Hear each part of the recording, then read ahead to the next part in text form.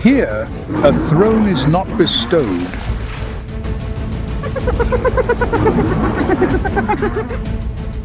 It must be earned through a currency of bleeding scars.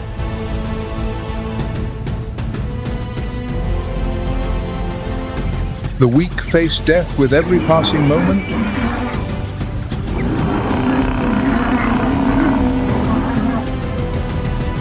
A single miscalculation is paid for with a life.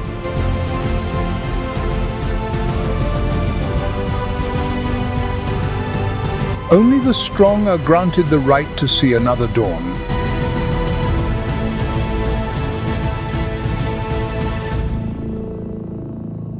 In the midst of this theater of blood and bone, there are beings born a paradox of nature, cloaked in the most conspicuous of coats to face the most unforgiving of gambles.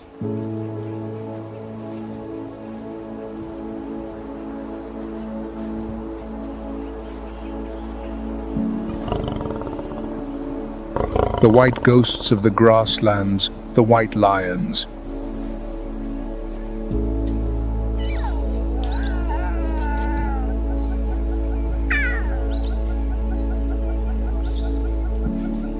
This is not albinism, but a rare genetic quirk known as leucism.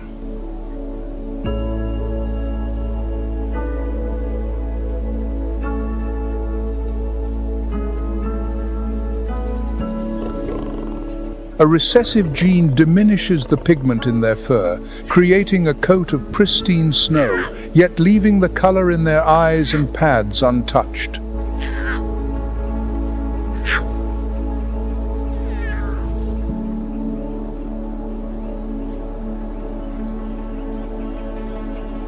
A beauty of mythical proportions, exquisitely rare and utterly captivating.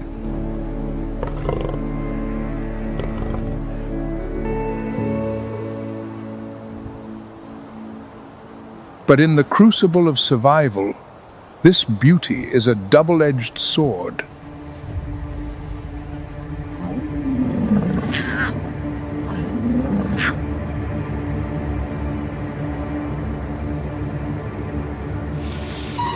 Their brilliant white fur stands in stark relief against the tawny landscape, turning the art of camouflage so vital for any hunt into a formidable challenge.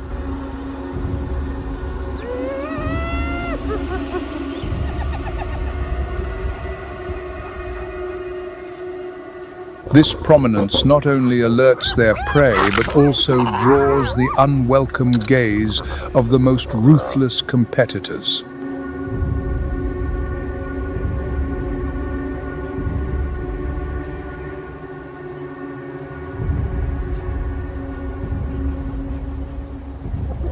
Yet, to overcome this adversity, this white monarch wields an ultimate weapon: family.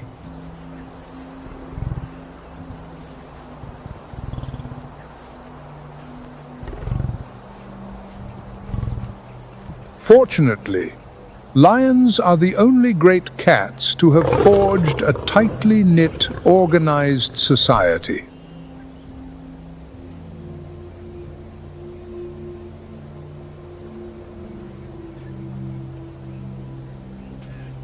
Their strength lies not merely in sharpened claws, but in the unity and mutual protection of the pride.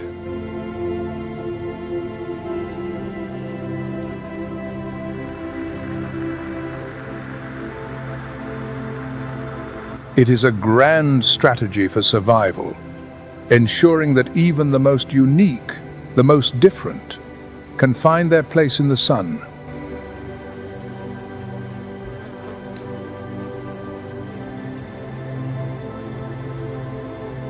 The story of the lion's adaptation does not end here.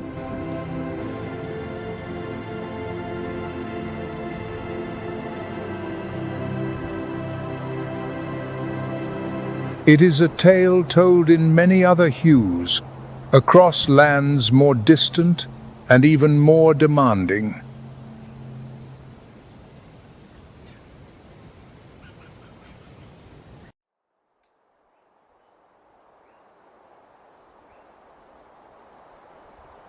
Stretching across the endless Serengeti plains, where the earth cracks under a relentless sun, power is written in blood and fire.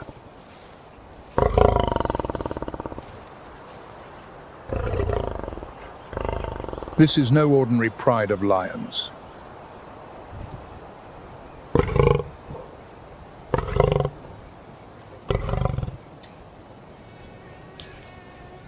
At their head is Zephyr, a deposed prince bearing the scars of past battles.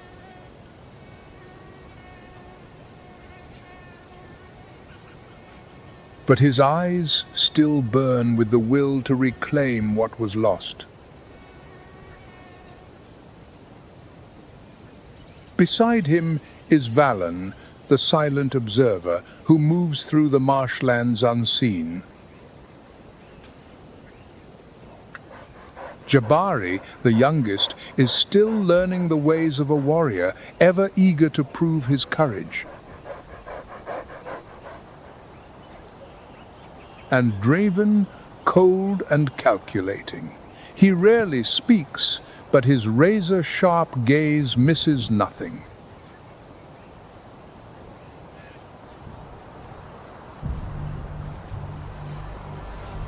Together, they journey across the Serengeti, searching for a territory worthy of their ambition.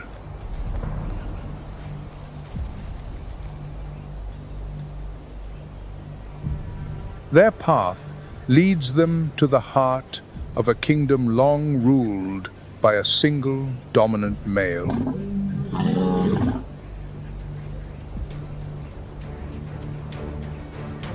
A confrontation is inevitable.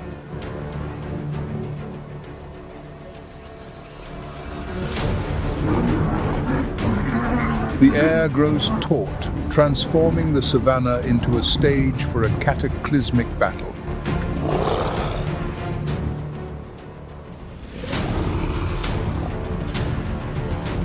A clash of claw and might erupts.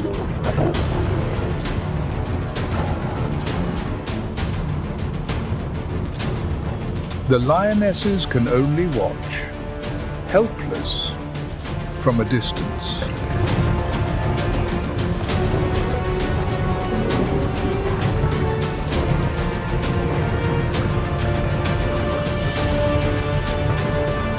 Dust and blood soon cloak the earth, until Zephyr's strength secures the victory.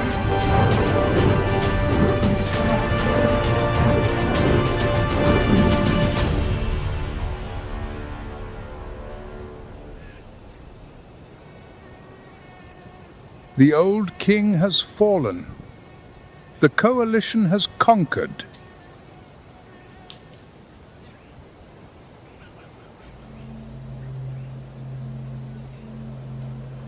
From that day, they rise from a nomadic alliance to become the new rulers of the Serengeti.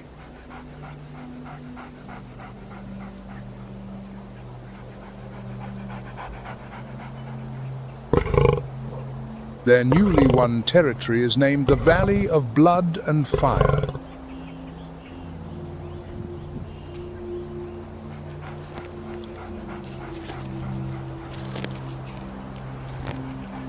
Here, the lions affirm their dominance with ferocious roars.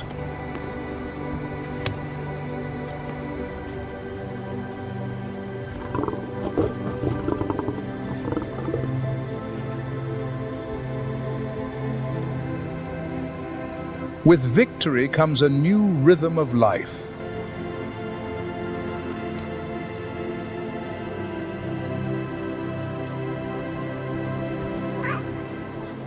The lionesses enter oestrus, cubs are born, and the pride's numbers swell, cementing the legacy of the 5 kings.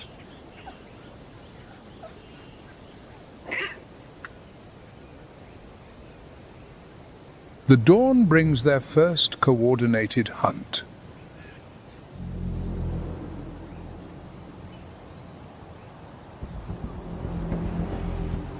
But they do not seek easy targets.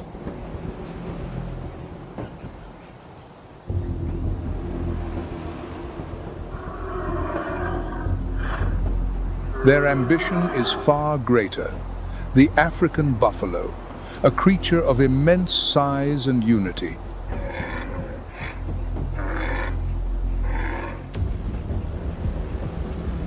The lions move with precision, encircling from multiple angles.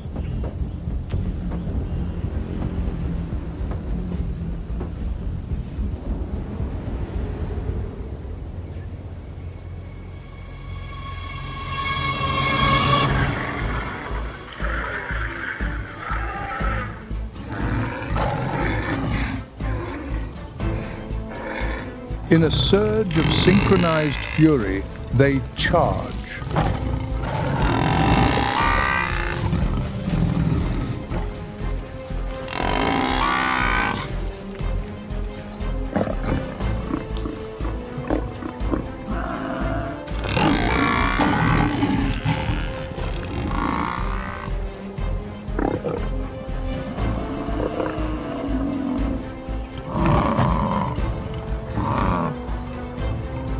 The buffalo resists fiercely, but the coalition's unity overwhelms it in moments.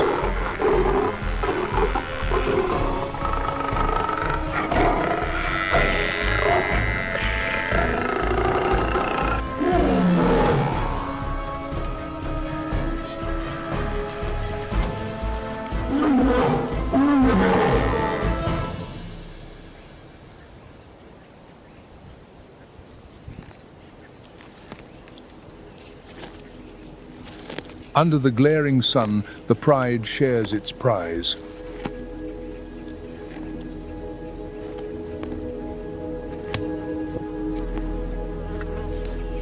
It is more than a meal. It is a declaration of strategy, unity, and absolute power.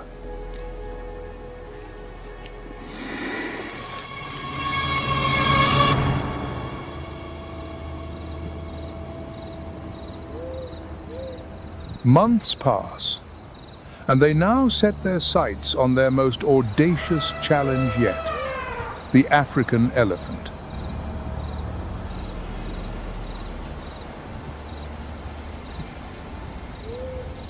The lions seize their chance when a young elephant strays from the herd.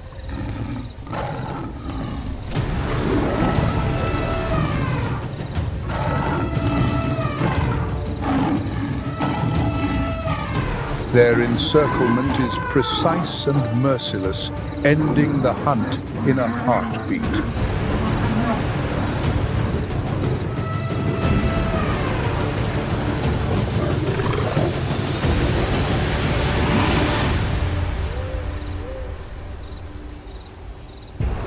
The pride swiftly overcomes its prey.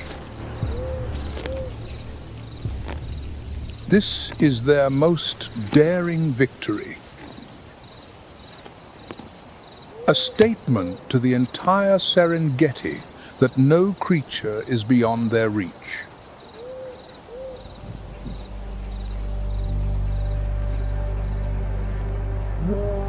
Zephyr's mighty roar resounds across the land, announcing to all that a new power has risen.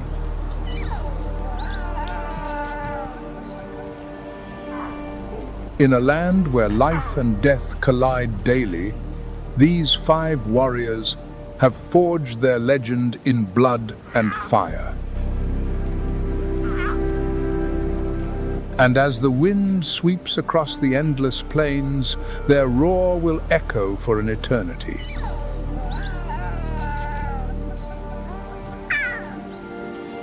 A reminder that in the heart of the Serengeti, the true kings are the lions of blood and fire.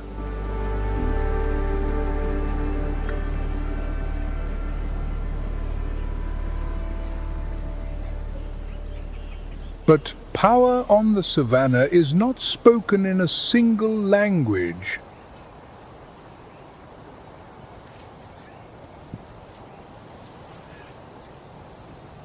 This is the story of Sapphira, a lioness who never wore the mane of a king.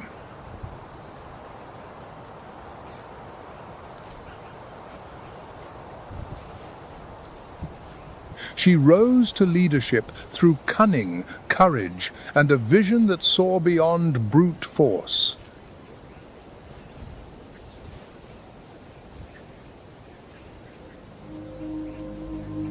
She is known as the uncrowned queen of the Masai Mara.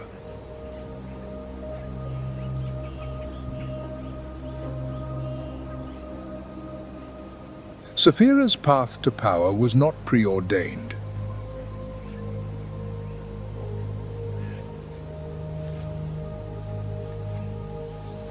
She began her life alone, a wanderer on the vast plains where danger hides in every shadow.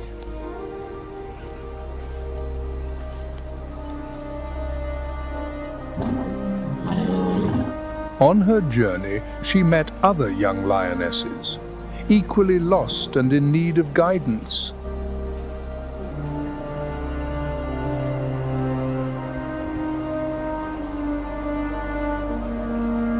With keen instinct and an ability to inspire trust, Sapphira gathered them, laying the foundation for an entirely new dynasty.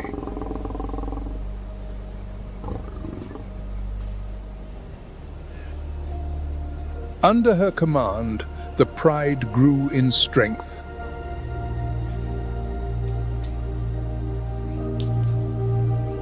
Sapphira's power came not from raw might, but from an extraordinary ability to coordinate and unify.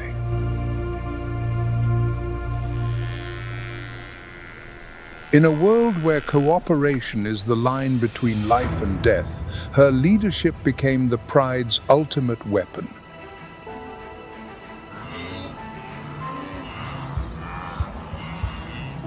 The hunts led by Sapphira are a lesson in precision.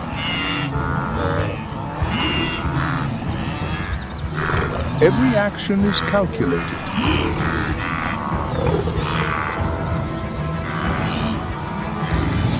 Every target is chosen with care.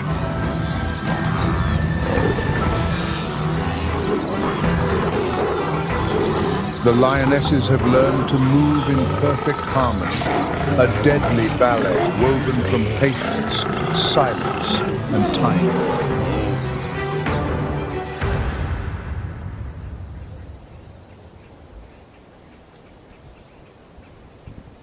On one hunt, the pride approaches a herd of grazing zebra.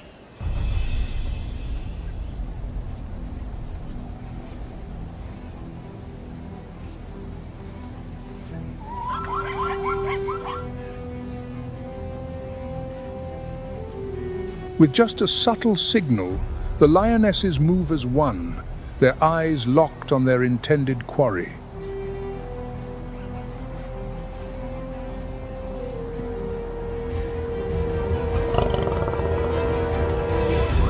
The moment of stillness shatters as the distance closes.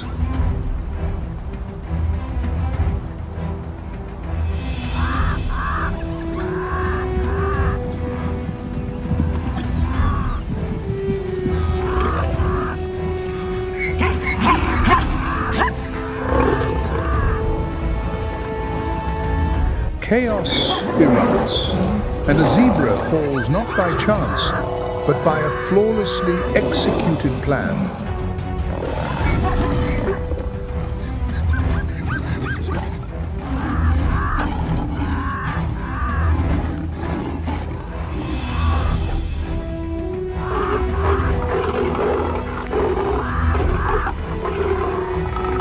This is not just a meal.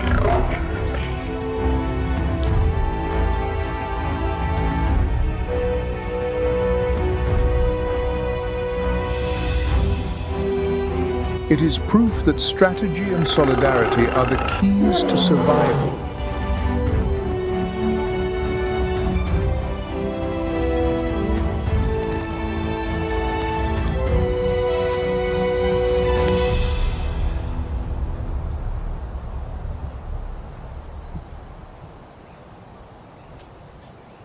Sapphira's influence extends far beyond the hunt.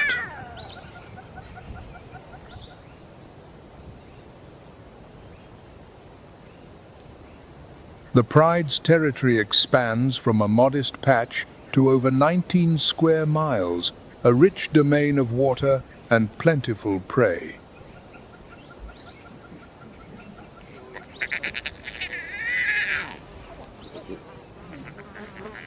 But this growth is never easy.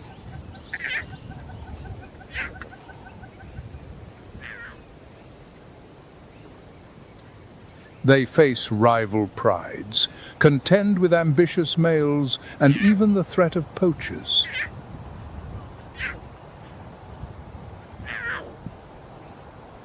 Each victory leaves its mark on Sapphira, yet each one also solidifies her authority.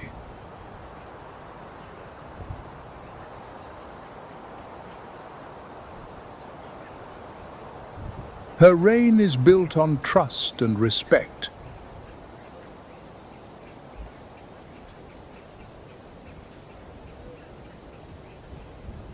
A testament that true power in nature comes not only from strength, but from wisdom and unity.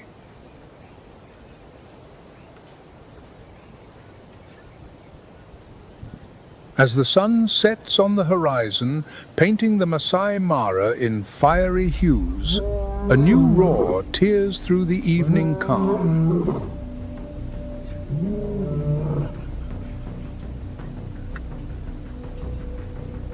A powerful outsider has arrived, intent on seizing their territory and asserting his own dominance.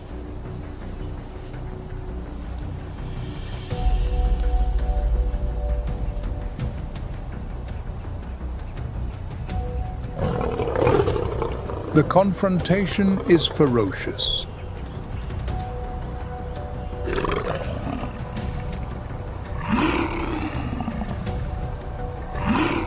Dust billows as roars thunder across the plain.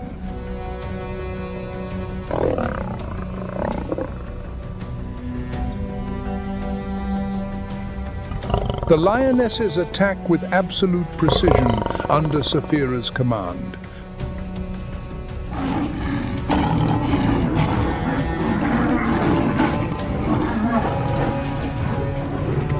Every movement is calculated, every strike synchronized.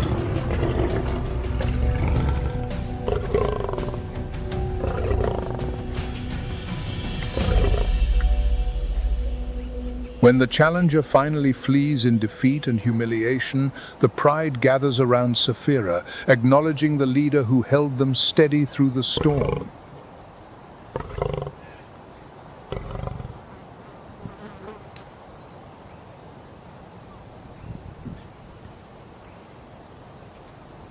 Sapphira is not only a warrior,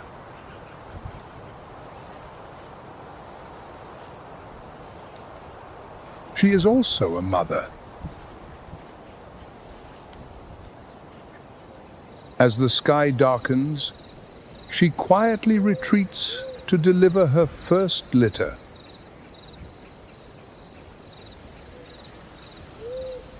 Hidden amongst acacia bushes and tall grass, the tiny cubs are utterly helpless.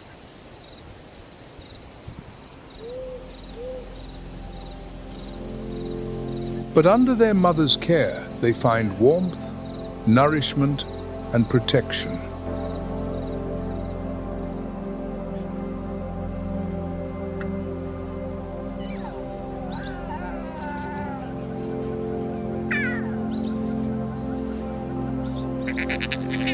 Returning to the pride, Sapphira begins to teach her cubs the ways of the harsh Savannah.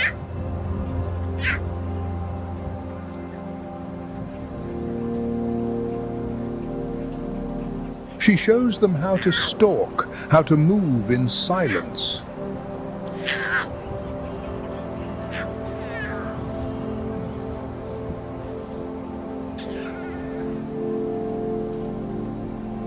She teaches them to read the signs of danger and instills in them a single truth, that wisdom, patience, and unity often outweigh brute strength.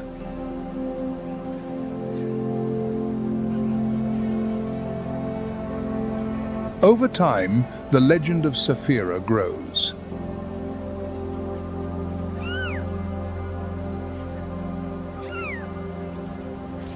Without the mane of a male or a thunderous roar, she leads with strategy and intelligence.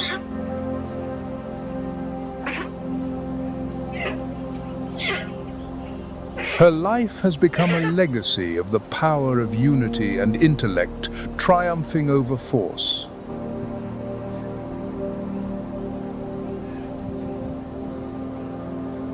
Even today, as the golden sun rises over the Mara, Sapphira's spirit remains.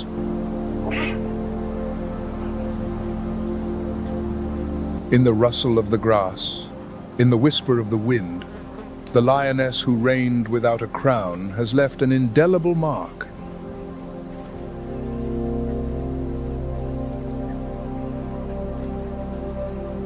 Sapphira is forever the uncrowned queen of the Masai Mara.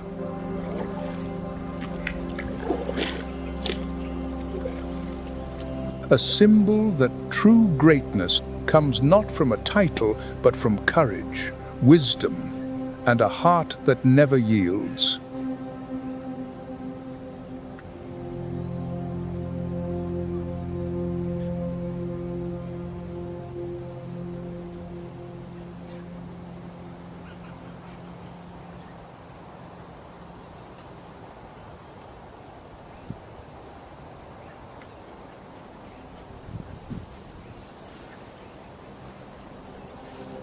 Yet, even for the most formidable predators, there are always limits.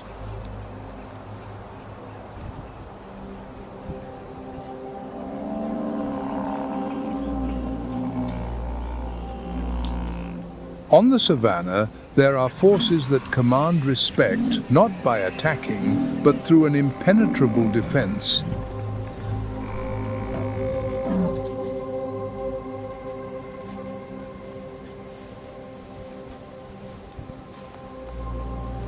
This is the African buffalo, a creature feared by predators and respected by man alike.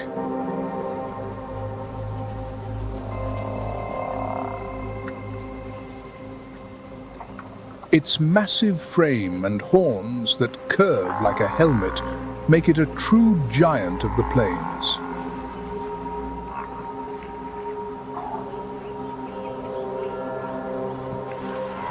A fully grown bull can weigh over 1,980 pounds.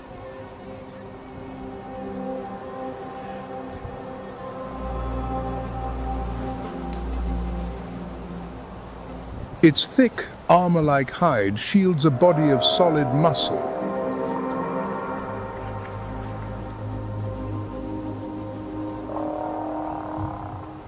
At first glance, it may appear ponderous, but this is a deception.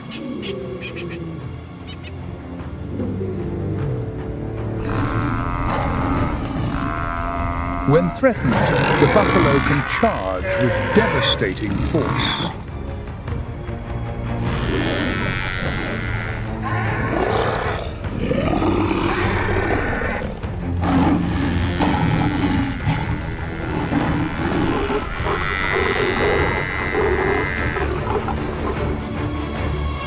Its dark, watchful eyes constantly scan its surroundings.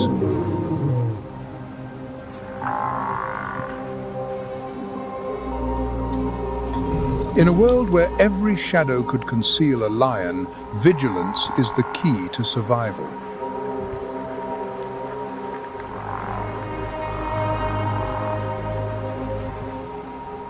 Buffalo do not live alone.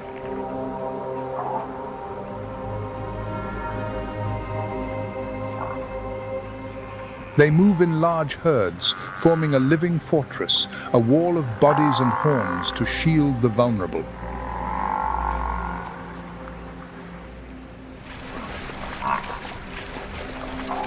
Their unity is their strength.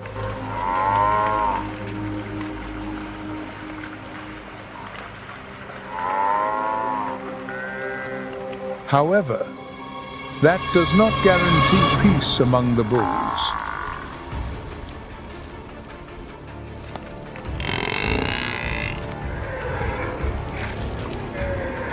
competition for dominance is relentless.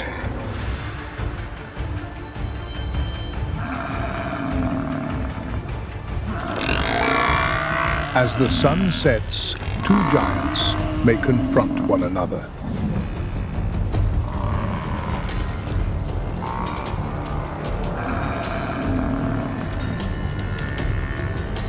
These contests test not only strength, but also will.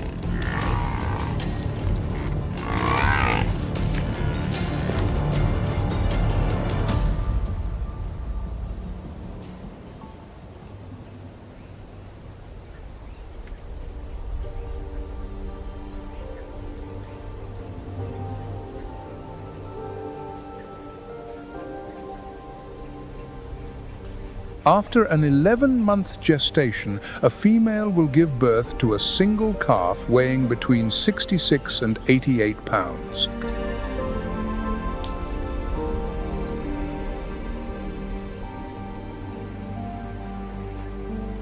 The mother licks her newborn, stimulating its circulation and imprinting the herd's scent.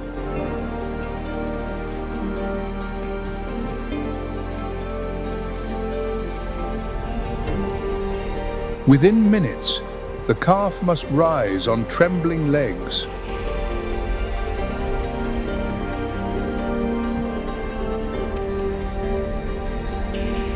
In a world filled with peril, weakness is not an option.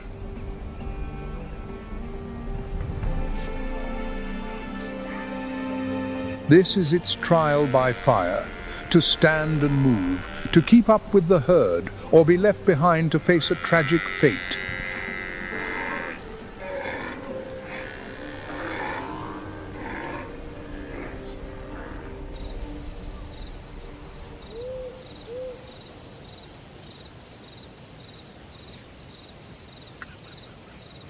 In the depths of the Savannah night, the bellow of the buffalo sounds as a proud assertion of sovereignty.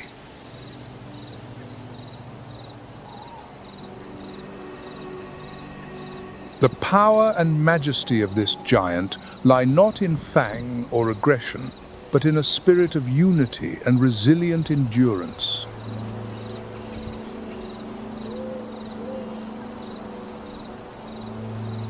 They stand together as an unbreakable wall, proving that the greatest defenders are not always the hunters.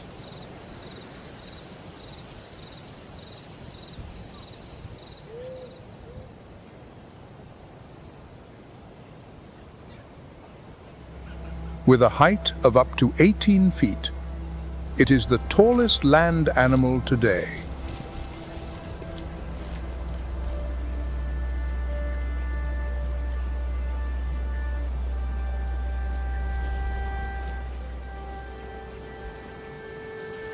Its 24-pound heart works tirelessly to pump blood to nourish this massive body.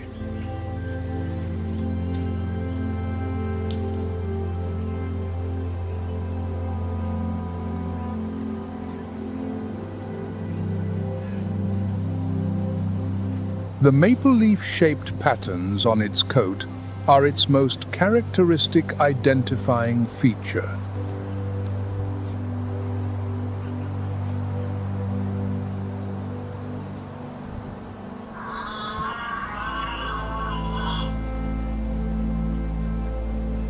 Males often engage in necking to compete for mating rights and establish status.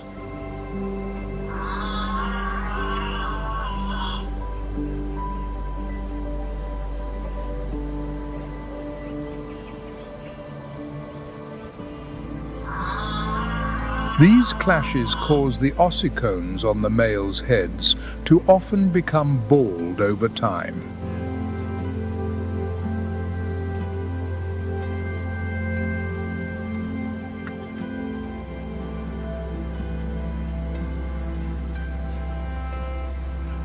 Maasai giraffes live in flexible groups, mainly consisting of females and their young.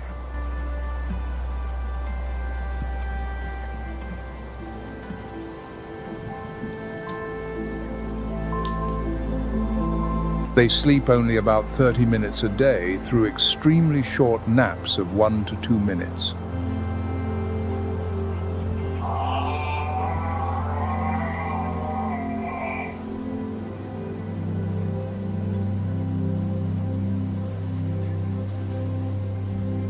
This habit helps them stay on high alert for lions and hyenas.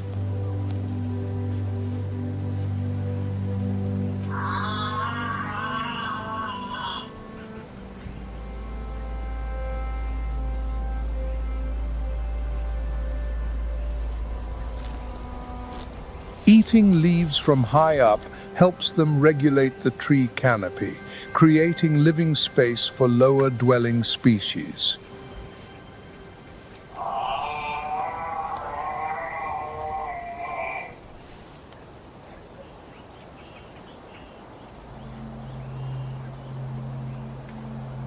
The grey heron does not need bright colors.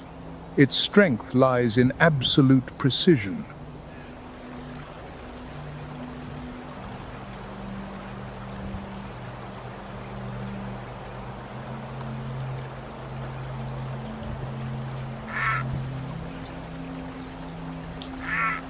The black crest and shaped neck are formidable weapons for hunting.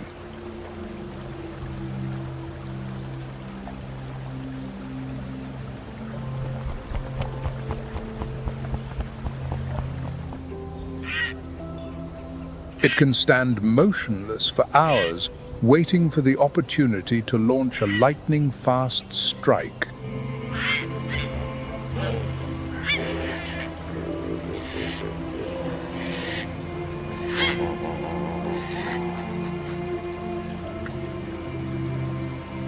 Its high adaptability helps the grey heron survive even in temporary water bodies.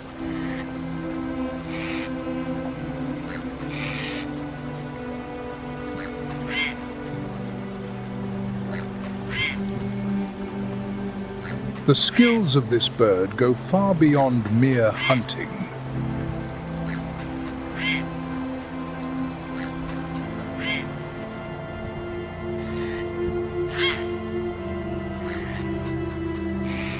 A special claw helps it keep its feathers clean and light for movement.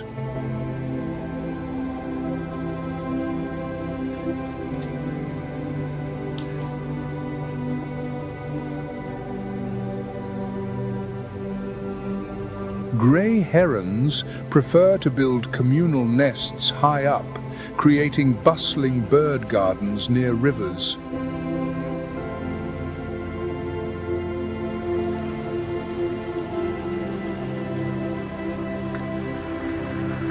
These sturdy nests are often reused by them over many years.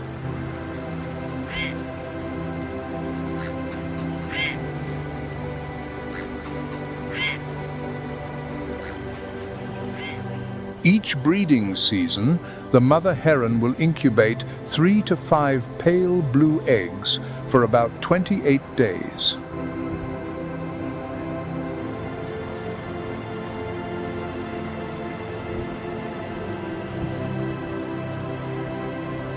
When the dry season comes, they can fly hundreds of kilometers to find new water bodies.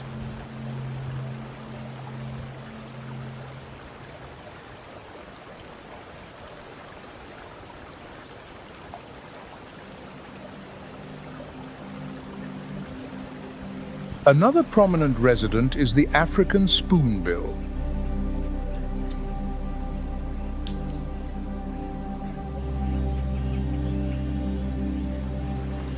Found across marshes and shallow lakes, these birds thrive where water is plentiful.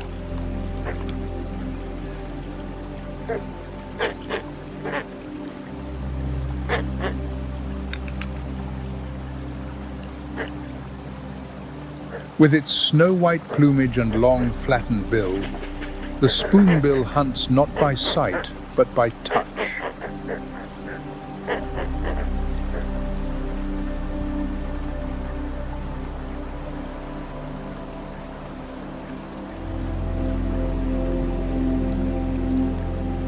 Its bill sweeps rhythmically through the shallow waters.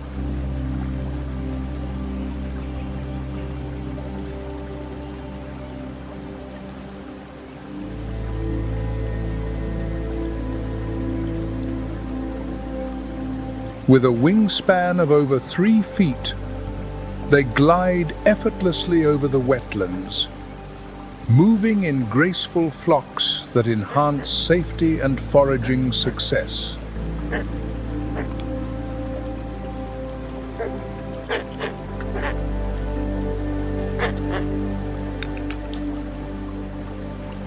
Each rainy season, water from upstream floods the grasslands and bush, breathing life back into an ecosystem ready for renewal.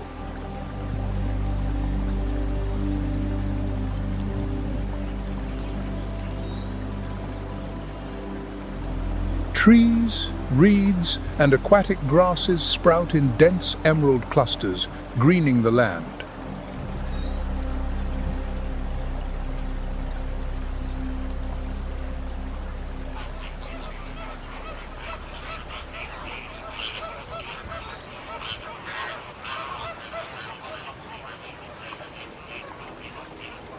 Each year, more than 200,000 birds return to the Nile Delta, a crucial stopover for migratory species.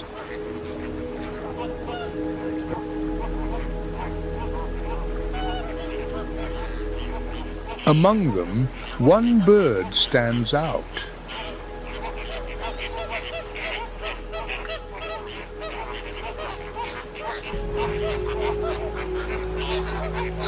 The greater flamingo, the largest of its family.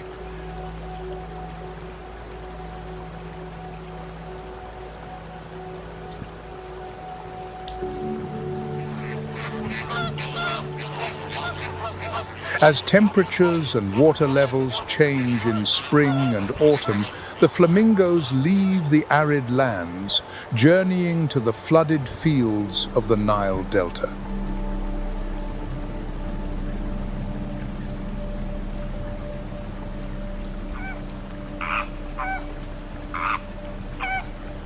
Here, they find safety, abundant food, and a place to raise the next generation.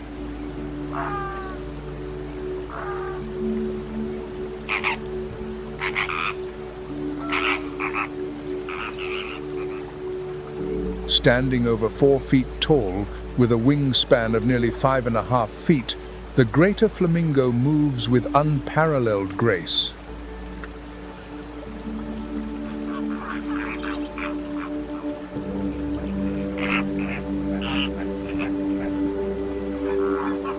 The flamingo's hue, a soft pink born from a diet rich in carotenoid pigments, starts as a pale white and deepens over time.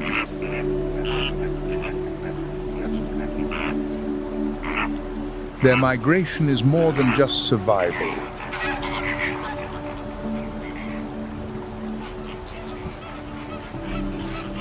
It is a ritual of renewal.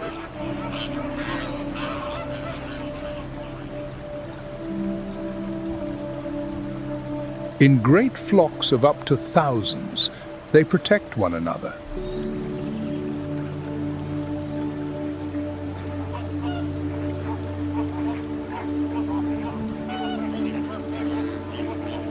Once one of the largest lakes on Earth, today the waters of Lake Chad fluctuate between 1,350 and 1,500 square miles, depending on the season.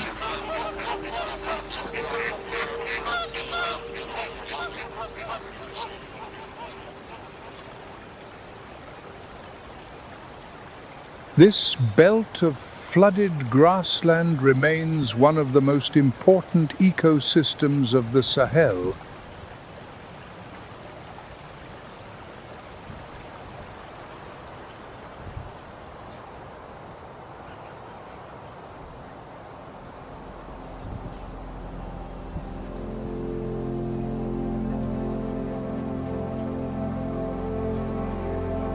And prancing across this watery kingdom, crowned in gold, is one of Africa's most striking birds. the grey-crowned crane.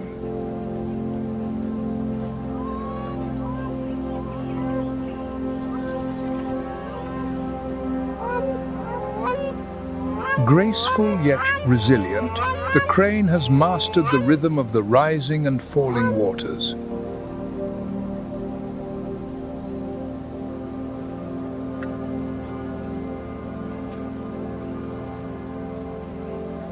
Its long legs carry it through the flooded fields.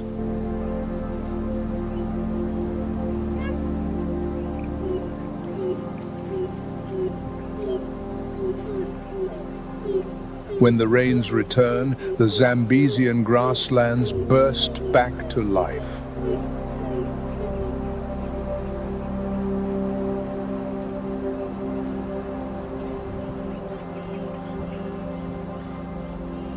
This is the moment the grey-crowned cranes have been waiting for.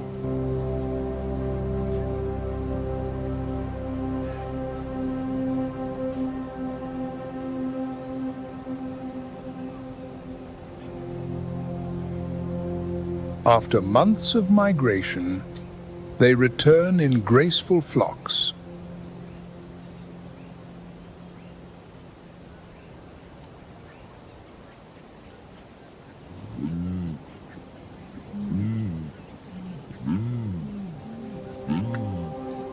On the African savannah, where life and death are intertwined in every breath, nature is not just a stage, but a formidable opponent.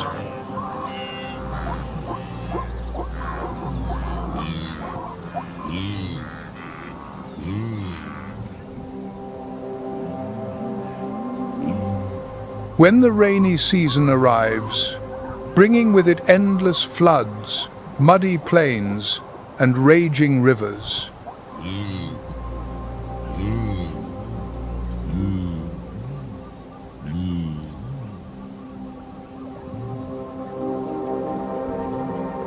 the migration of millions of wildebeest, zebras, and buffalo becomes a brutal battle against the elements.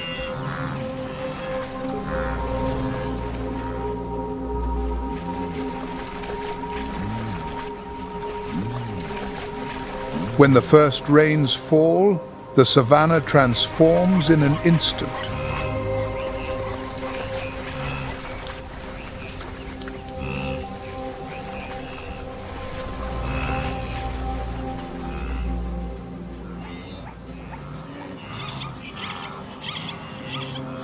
The arid grasslands, once scorched by the dry season's sun, are now submerged in water.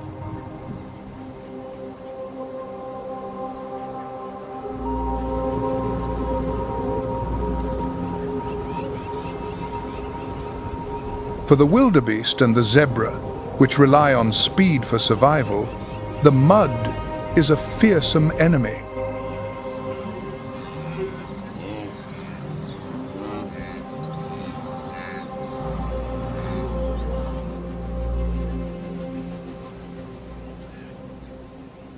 Their slender legs, designed for sprinting across the plains, sink deep into the thick mud, slowing them down.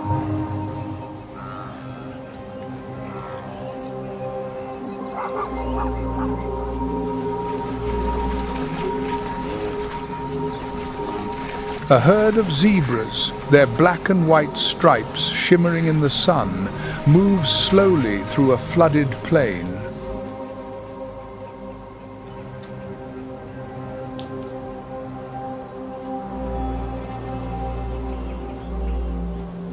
The young foals, with their weak legs, stumble in the knee-deep mud.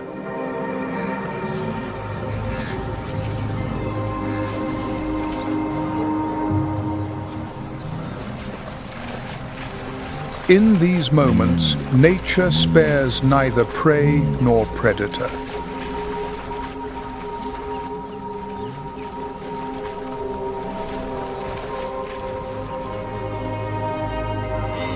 All must face the brutality of the land.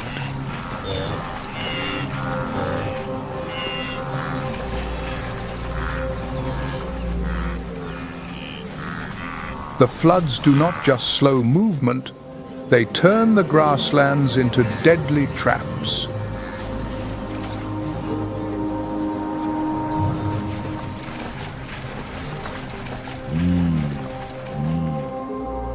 The low-lying areas where rainwater collects into temporary lakes become invisible snares.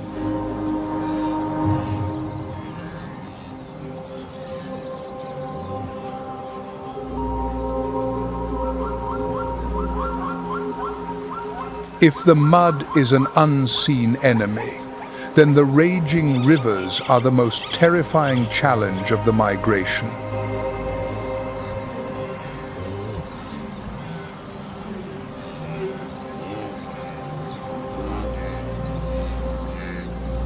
Rivers like the Mara, the Grumeti, or the Chobe, mere trickles in the dry season, become roaring beasts in the rainy season.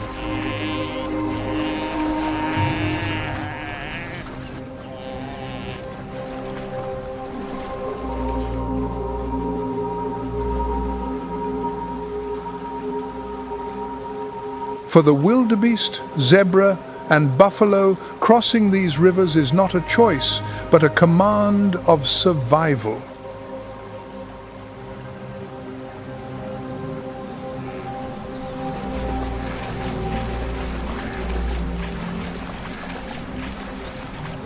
When a herd of wildebeest, numbering in the tens of thousands, gathers on the banks of the Mara River, the air becomes thick with tension.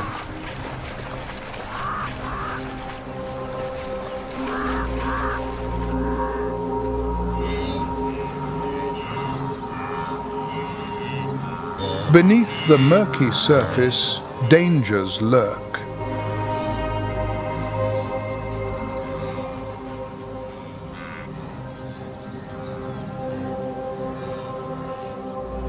The roar of the rushing water mixes with the cries of the young wildebeest, creating a chaotic symphony of life.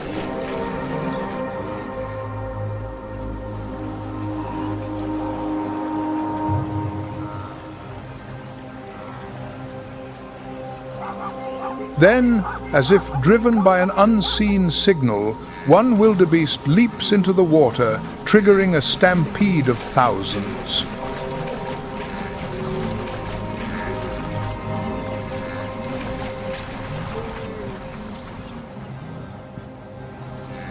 But the river is merciless.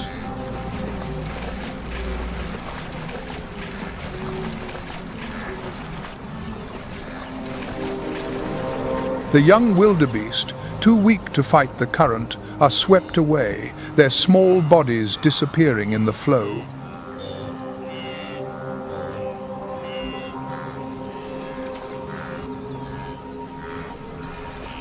The zebras, with their incredible stamina, try to swim across, but even they cannot always defy the power of nature.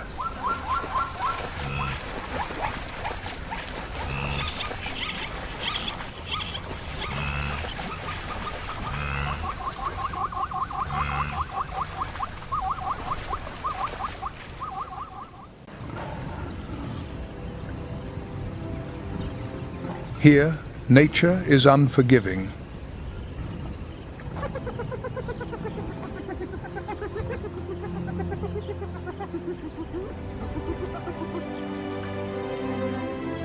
Every rainy season, every drought, every changing river rewrites the balance between predator and prey, between life and death.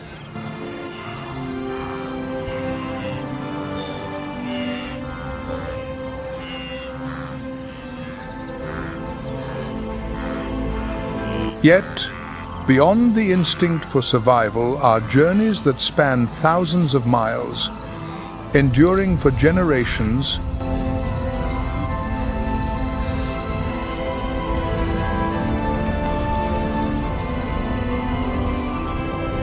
where species have learned to adapt, to endure, and to triumph.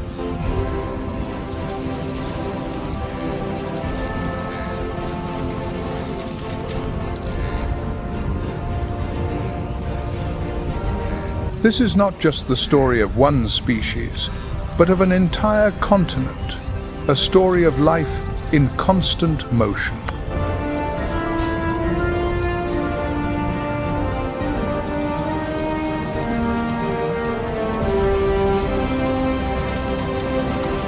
Welcome to the Wildlife Documentary.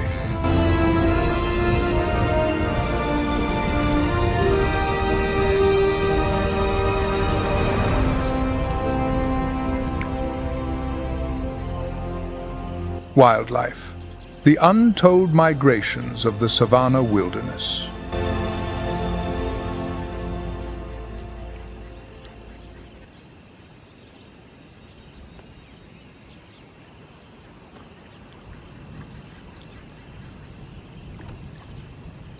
While the great migrations of millions of animals capture the headlines,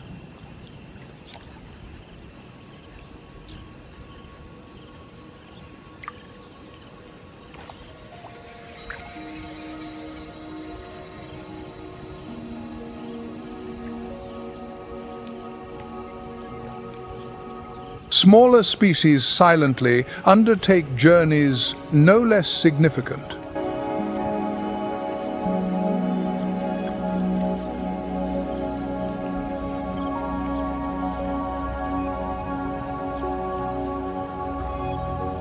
These hidden migrations, though less noticed, are the fine but crucial threads that weave the complex ecological tapestry of the savannah.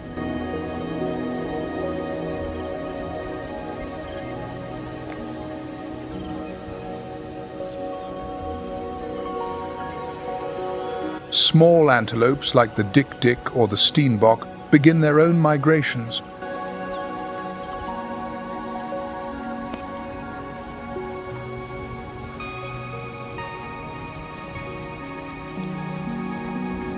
Unlike the vast herds of wildebeest, these antelope move in small groups, often just a few individuals or even alone.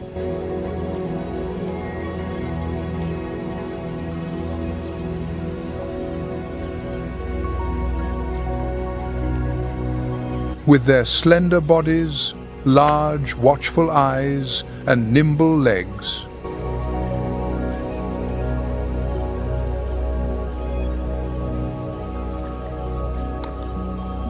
they navigate narrow paths, avoiding the main routes of the larger herds.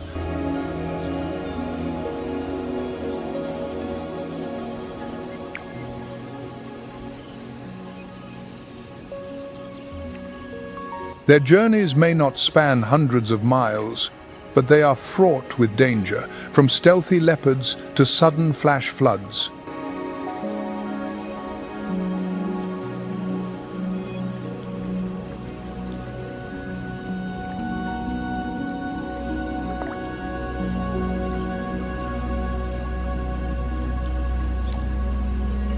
The dik-dik, so small it stands only knee-high to a human, moves seasonally in search of young shrubs and tender leaves. Its primary food,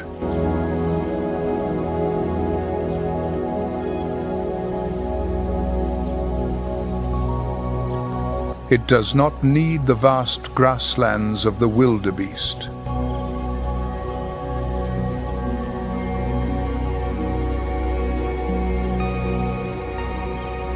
But its survival depends on the patches of land where the rain brings forth rare green shoots.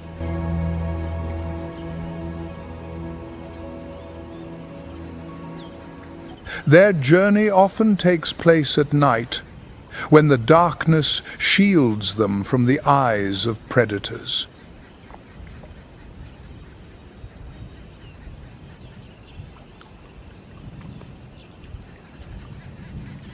Every step is a delicate dance.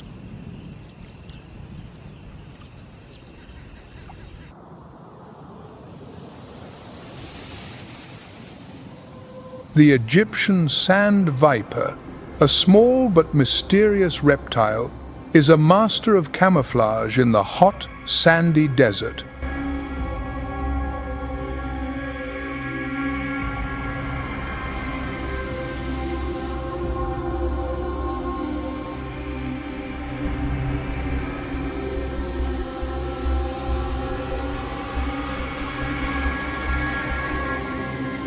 Unlike larger snakes like pythons or cobras, the Egyptian sand viper is compact, only 8 to 14 inches long.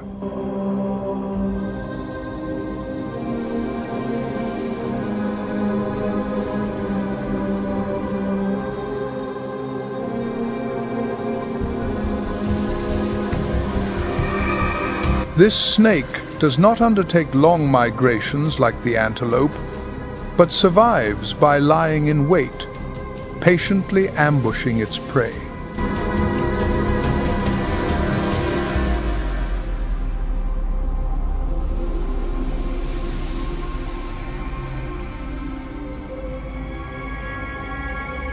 Buried in the sand, with only its keen eyes exposed, it strikes with lightning speed when a small lizard or insect passes by.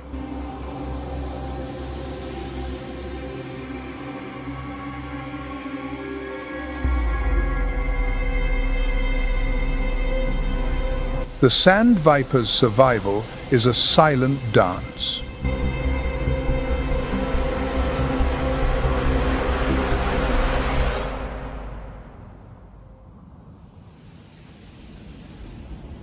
Every movement is calculated to avoid the scorching heat of the day and the cold desert nights.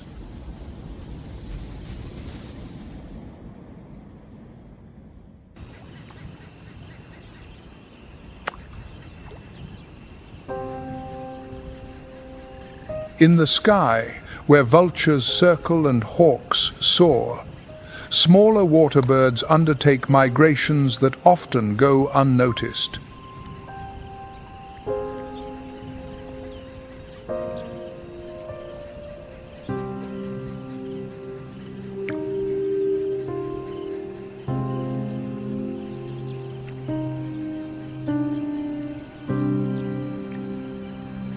Storks, cranes, and spoonbills, with their delicate but resilient wings, fly hundreds of miles in search of the wetlands born from the rainy season.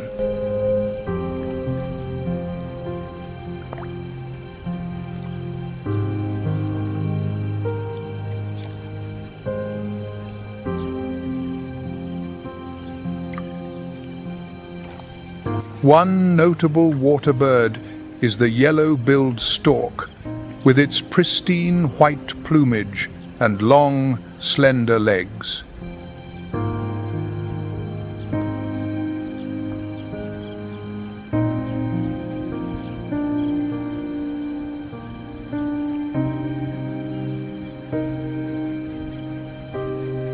They travel in small flocks, often just a few dozen, flying low over the water in search of newly flooded areas.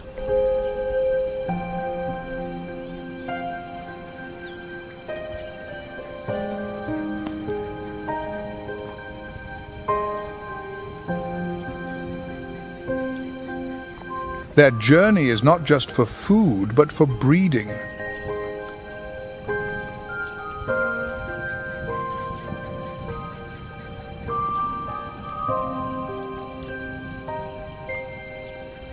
As the floods create wetlands, the storks build their nests in half-submerged trees, laying their eggs and raising their young.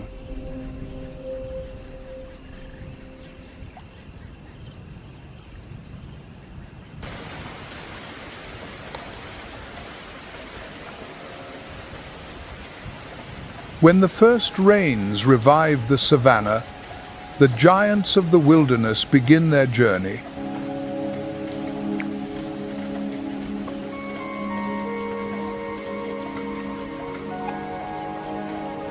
Herds of African elephants, massive creatures imbued with a primal strength, move slowly but with a majestic presence.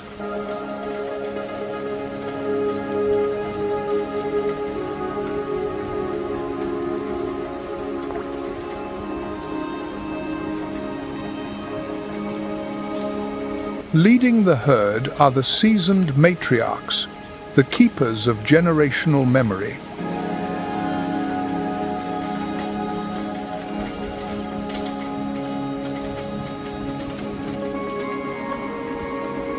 The instinct of the elephant is a wonder of nature.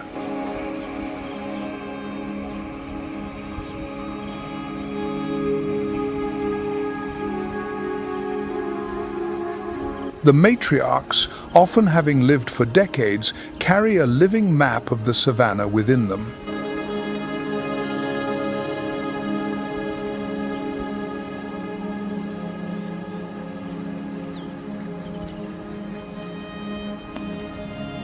They remember the underground water sources hidden deep within the earth.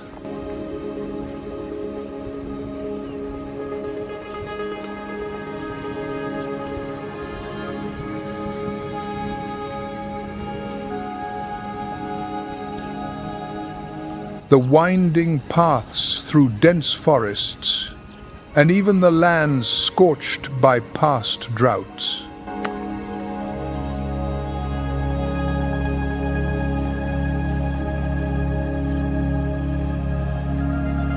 An old matriarch can pinpoint the location of a waterhole she visited decades ago, even if the landscape has been altered by wind, rain, or fire.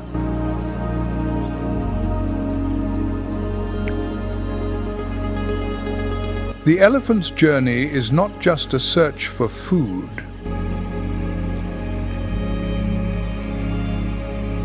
It is a pilgrimage.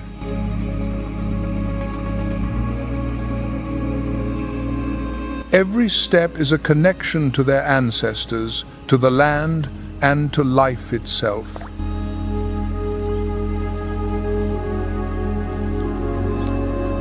As they move, the young calves, with their small ears and clumsy trunks, learn from their mothers and grandmothers.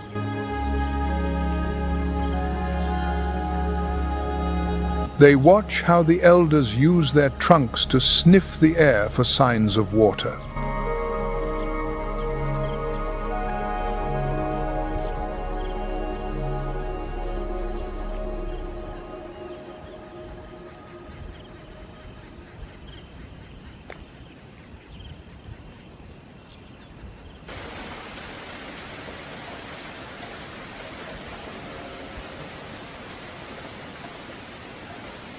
The rainy season, with its intense downpours, brings life to the savannah.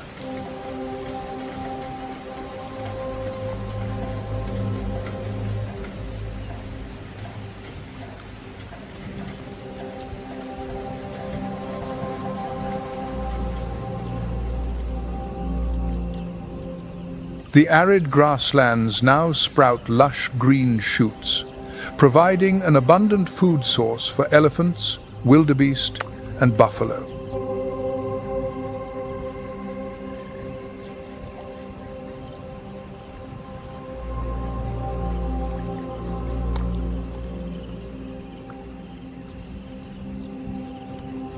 The wildebeest and buffalo, their companions on the savannah, also take advantage of the rainy season to graze on fresh grass, building up strength for the journey ahead.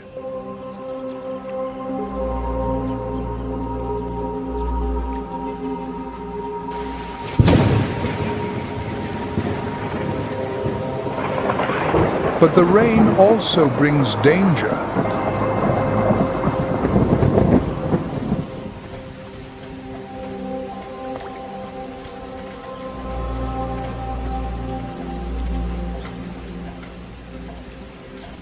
The ancient paths, once dry and easy to travel, turn into muddy quagmires.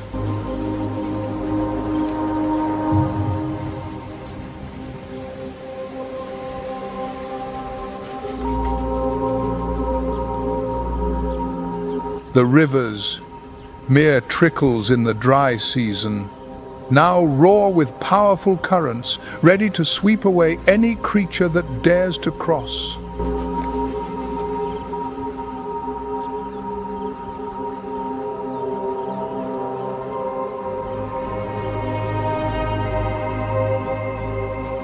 For the elephant herds, these rivers are a major challenge.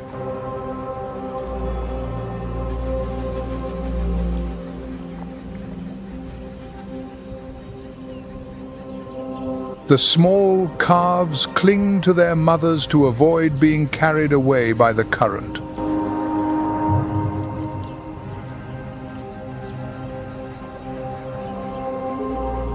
The wildebeest and buffalo face similar dangers.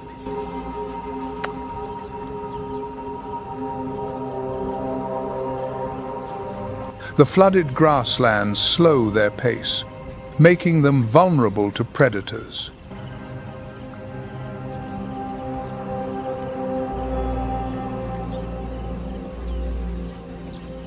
On this journey, the giants do not travel alone.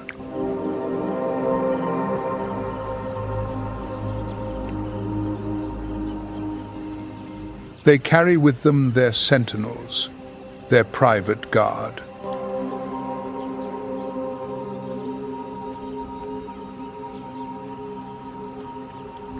It is an ancient pact. In exchange for sustenance, the oxpecker offers its eyes.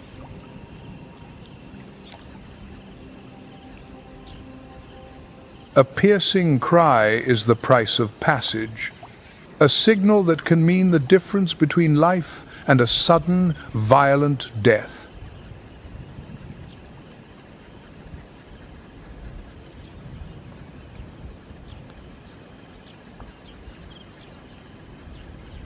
On the savannah, the terrain shapes not only the path of the herbivores, but also the strategy of the predators.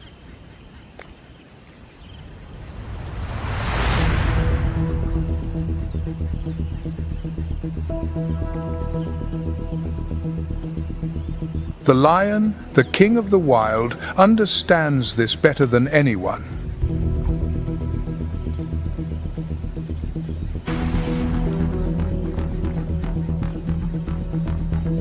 But the lion does not rely on brute force alone.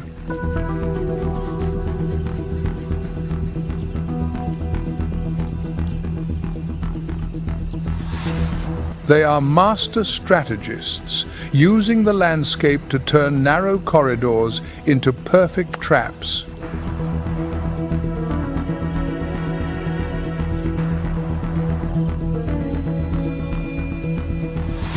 These corridors are often bottlenecks on the migration routes, a small canyon between two hills.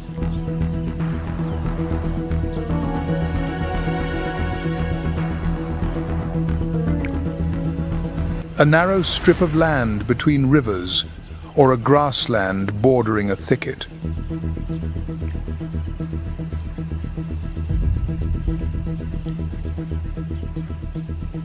The lions know this.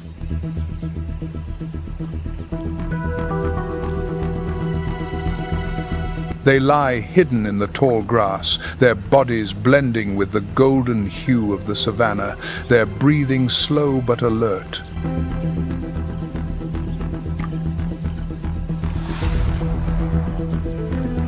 A lead lioness, honed by years of hunting, signals her pride with subtle flicks of her tail.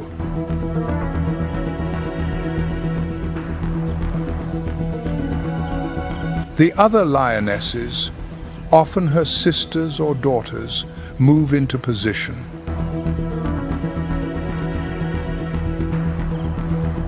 As the herd approaches, tension fills the air.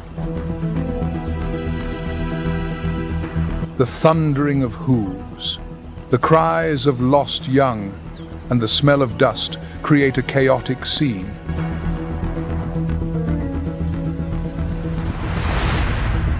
Yet the lions remain still, as patient as ghosts.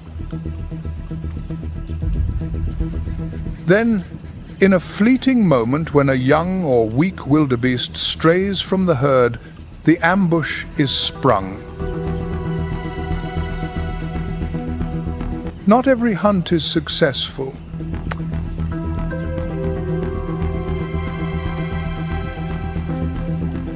The wildebeest, though prey, are not easily defeated.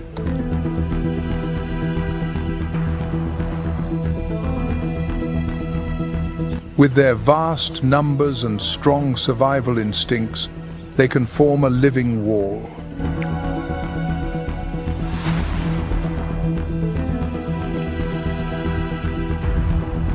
A young, inexperienced lion risks serious injury if it targets a healthy wildebeest.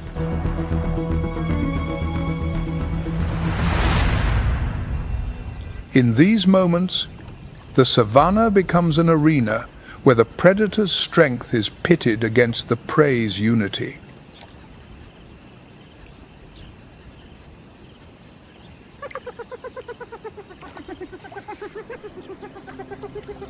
If the lion is a patient strategist, then the hyena is a relentless opportunist, with its eerie calls echoing in the night.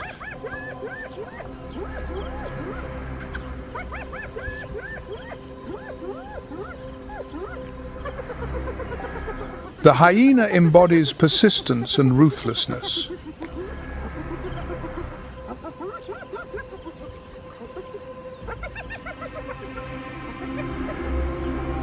Lacking the overwhelming power of the lion, it compensates with fearsome intelligence and unparalleled stamina.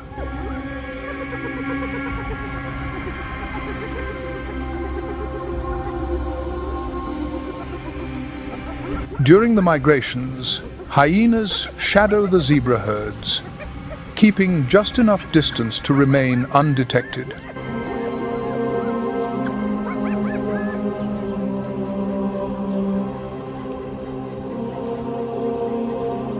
The zebras, with their striking black and white stripes, move in tight formations, protecting one another from danger.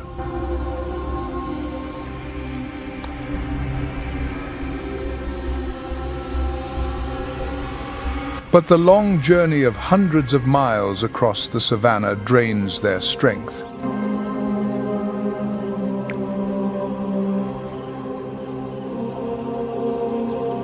The young, the old, or the injured fall behind, becoming prime targets.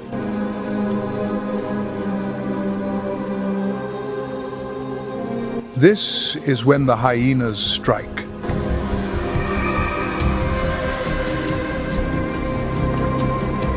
Unlike the lion, the hyena rarely attacks a healthy herd head-on. Instead, it waits patiently. Hyenas are not just predators.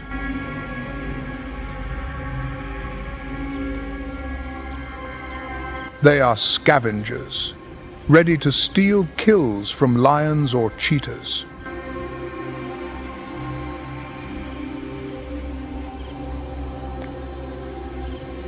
A pack of hyenas, with their superior numbers, can force a lone lion to abandon its prey.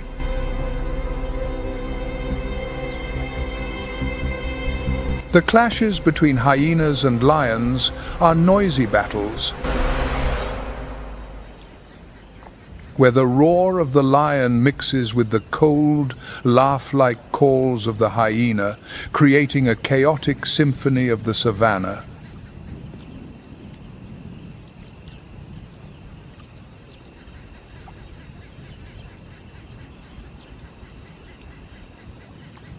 On the savannah, every ambush is a battle for survival, where speed, stamina, and strategy determine who lives and who falls.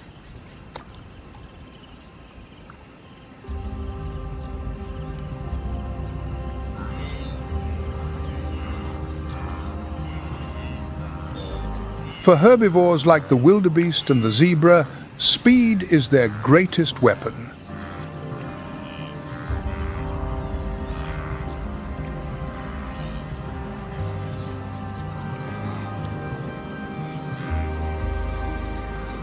A wildebeest can reach speeds of up to 50 miles per hour in seconds.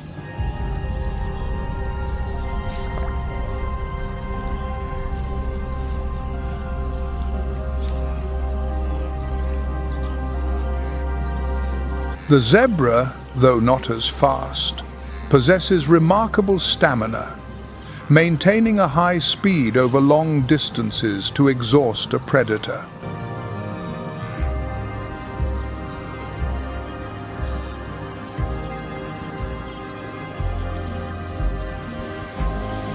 But speed alone is not always enough.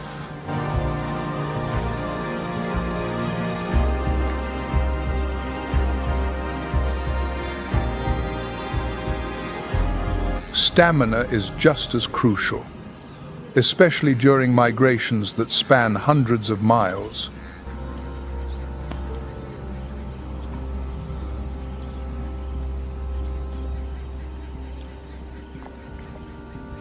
Conversely, predators also need stamina to keep up with their prey.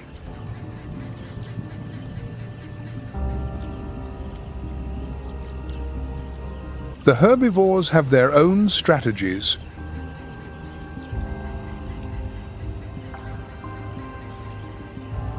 Wildebeest move in large herds, creating a chaos that makes it difficult for a predator to single out a target.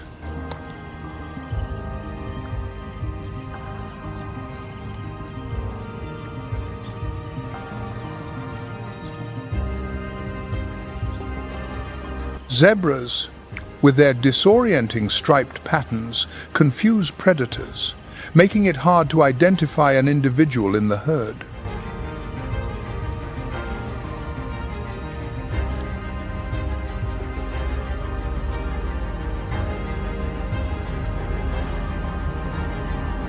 A wildebeest might pretend to run slowly to draw out a predator, then suddenly bolt.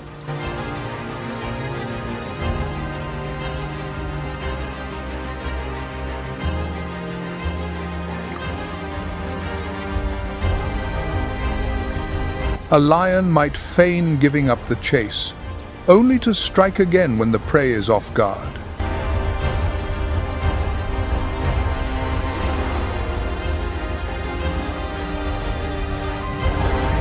In these ambushes, there are no true winners or losers.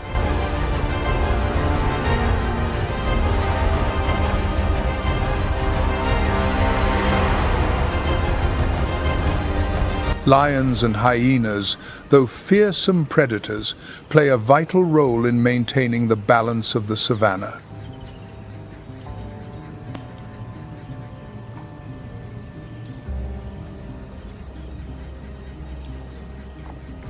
By culling the weak, the old, or the sick, they ensure that only the fittest individuals survive to pass on their genes.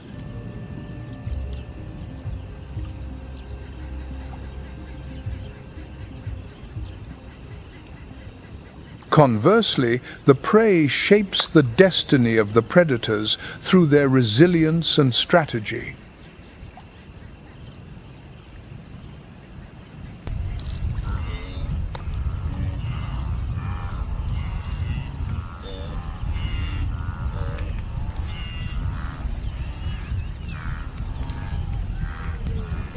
On the African savannah, where life and death are intertwined in every breath, nature is not just a stage, but a formidable opponent.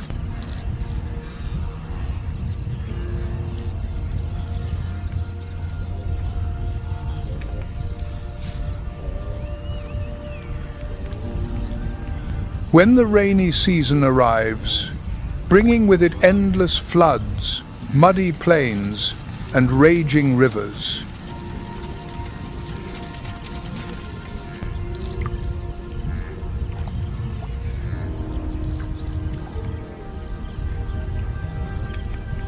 the migration of millions of wildebeest, zebras, and buffalo becomes a brutal battle against the elements.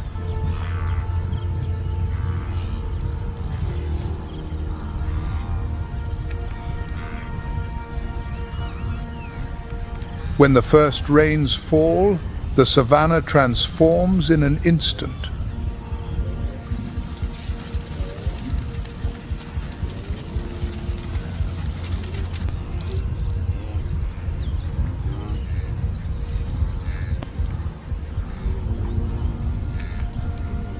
The arid grasslands, once scorched by the dry season's sun, are now submerged in water.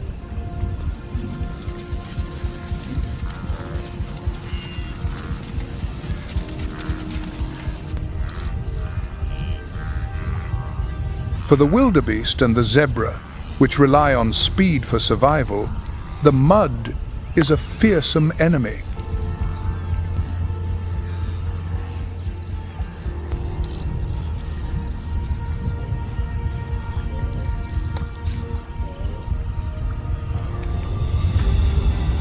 Their slender legs, designed for sprinting across the plains, sink deep into the thick mud, slowing them down.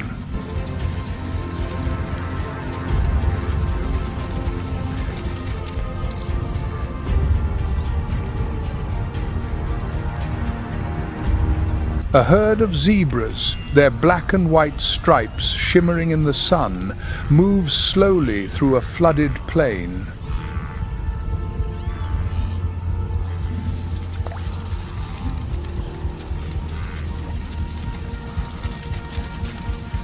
The young foals, with their weak legs, stumble in the knee-deep mud.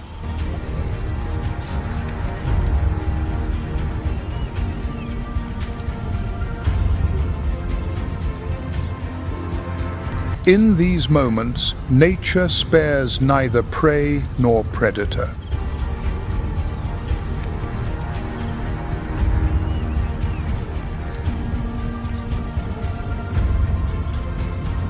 All must face the brutality of the land.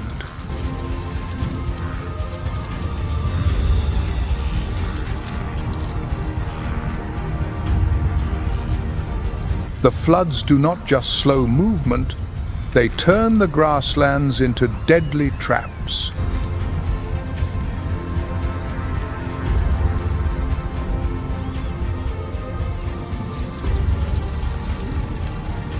The low-lying areas where rainwater collects into temporary lakes become invisible snares.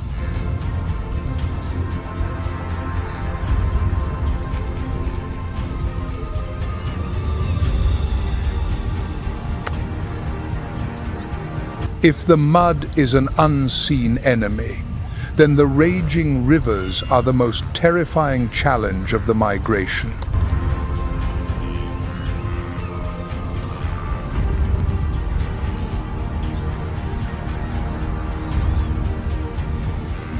Rivers like the Mara, the Grumeti, or the Chobe, mere trickles in the dry season, become roaring beasts in the rainy season.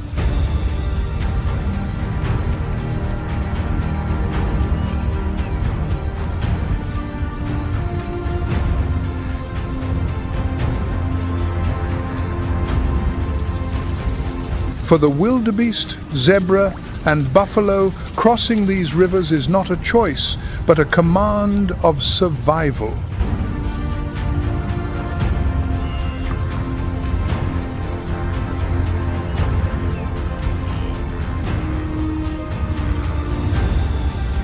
When a herd of wildebeest, numbering in the tens of thousands, gathers on the banks of the Mara River, the air becomes thick with tension.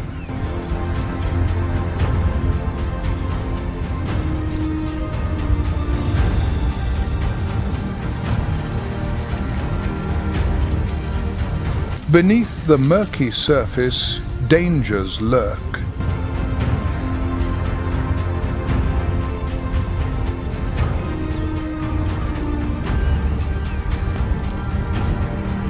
The roar of the rushing water mixes with the cries of the young wildebeest, creating a chaotic symphony of life.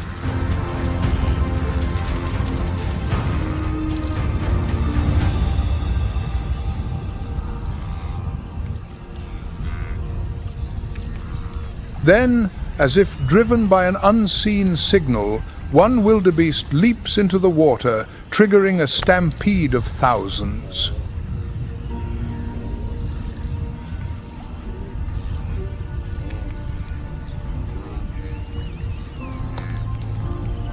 But the river is merciless.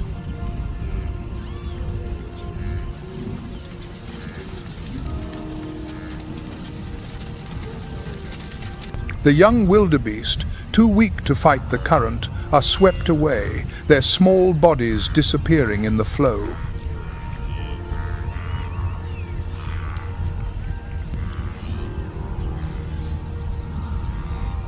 The zebras, with their incredible stamina, try to swim across, but even they cannot always defy the power of nature.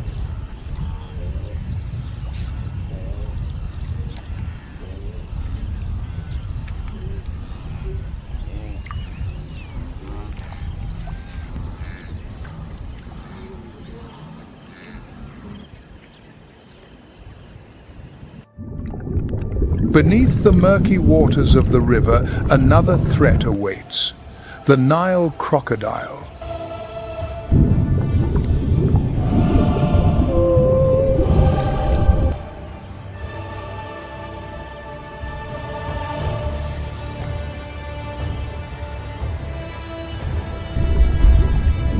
These monsters, up to 20 feet long, with jaws lined with razor-sharp teeth, are the perfect assassins of the savannah.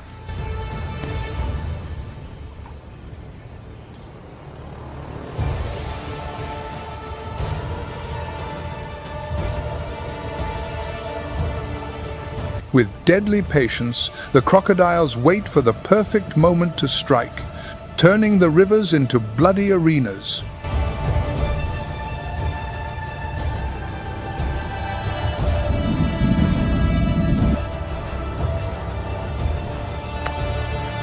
For the crocodile, time is not measured in days, but by the coming of the herds.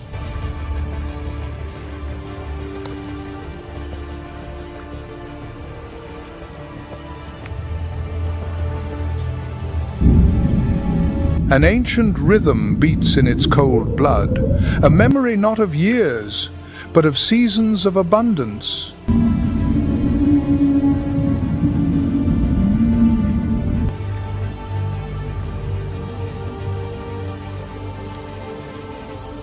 It is an appointment with destiny, and they travel for miles to keep it, drawn to this place by a promise of blood written in the river's current.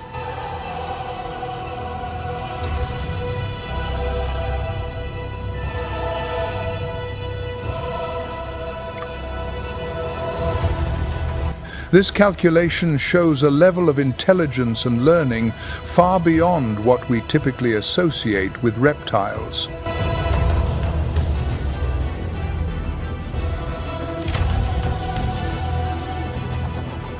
Not all prey falls easily.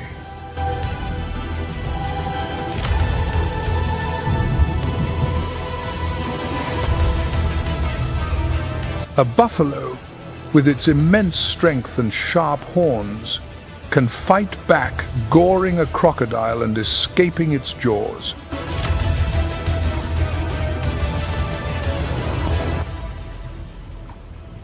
But for the young or weak animals, rivers like the Mara are a gauntlet that few survive.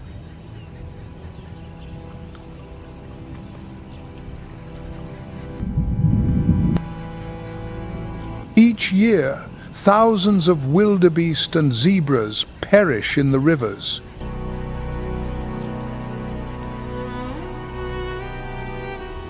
Under the scorching African sun, every challenge of nature, from floods and mud to raging rivers,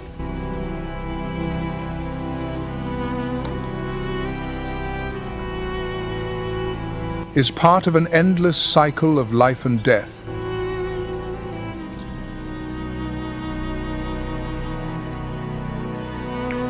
Every wildebeest that drowns, every zebra dragged underwater by a crocodile, is a price paid for the herd to continue its journey.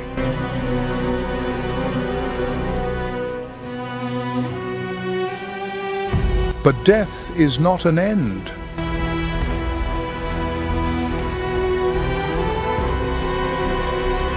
It is part of a renewal where every fallen creature nourishes another.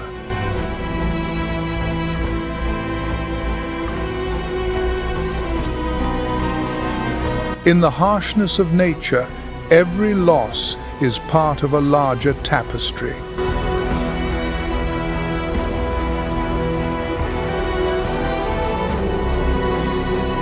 The wildebeest herds, despite losing thousands in each migration, continue to thrive with new calves born each year.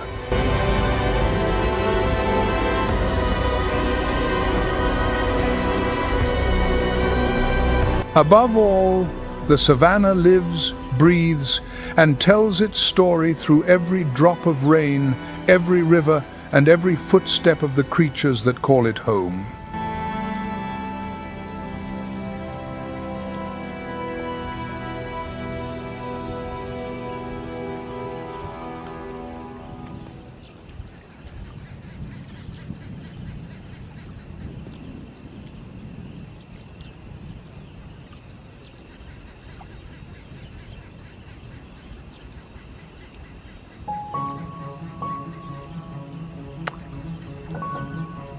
When the last rains have fallen and the sun once again scorches the savannah, the dry season returns, bringing with it a harsh silence.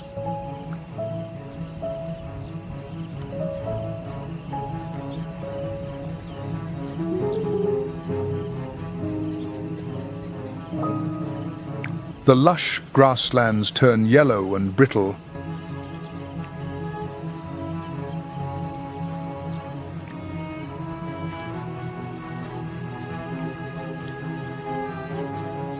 The rivers recede, and the wetlands dry into cracked earth.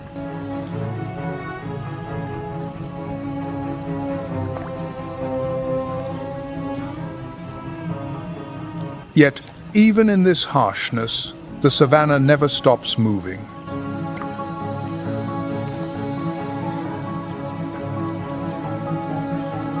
The migration sparked by the rains now reverses.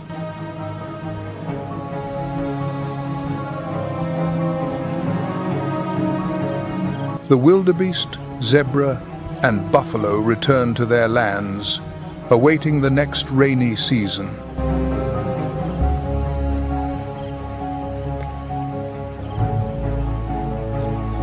As the dry season arrives, the migration routes become journeys of return.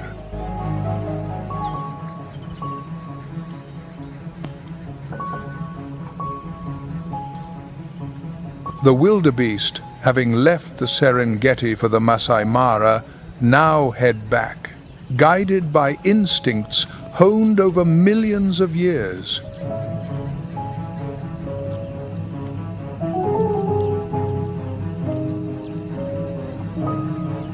The zebras, after grazing on the mineral-rich salt pans of Botswana, return to the wetlands of the Chobe River.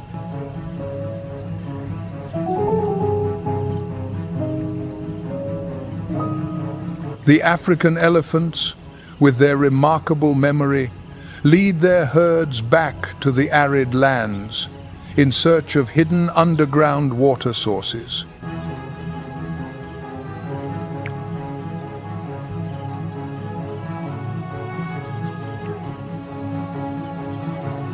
This return journey is no less perilous.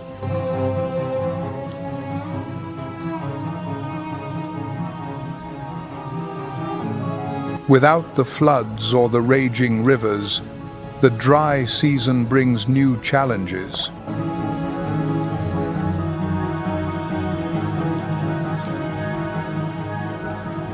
Water becomes increasingly scarce, and the grasslands are depleted.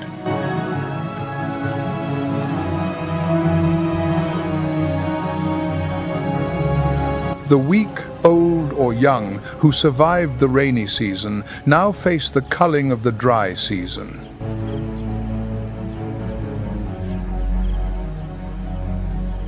Yet, in this harshness, the savannah forges new generations, preparing them for the challenges to come.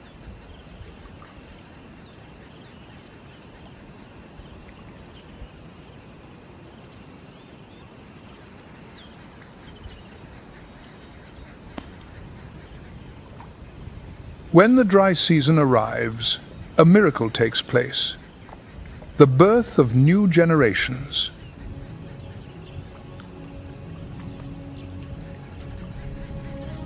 The wildebeest calves, with their trembling legs and wide eyes, take their first steps just hours after birth.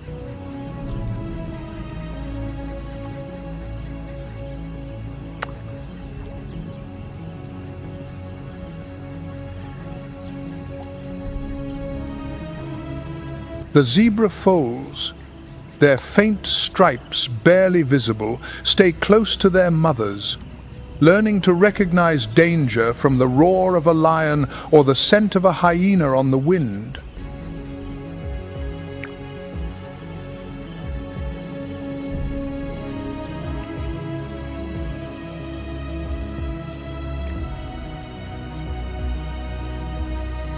The elephant calves, with their clumsy trunks and tiny ears, follow the wise matriarchs, learning to use their trunks to drink or pull up grass.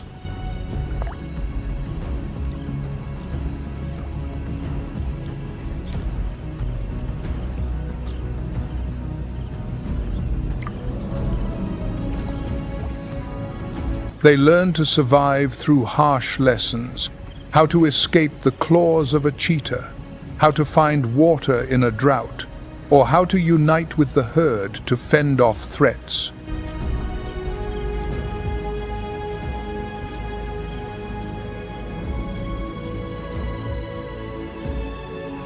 Some will not survive their first dry season, falling to nature or to a predator.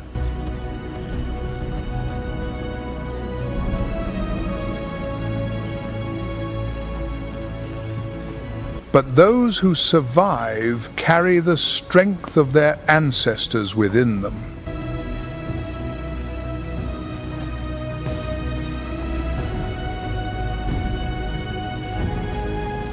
On the African savannah, there is no beginning or end.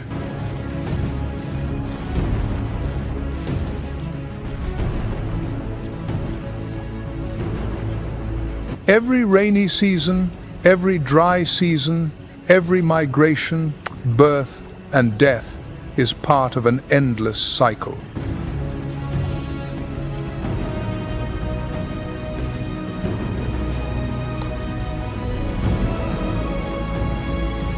The wildebeest, zebra, elephant, waterbirds, and even the tiny insects all contribute to the rhythm of life.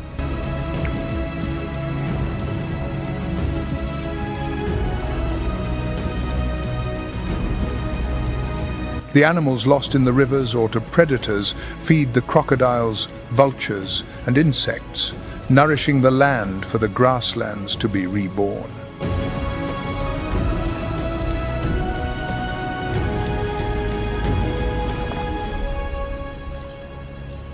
The seeds dispersed by the small antelopes and waterbirds sprout into shrubs, providing shelter and food for the next generation.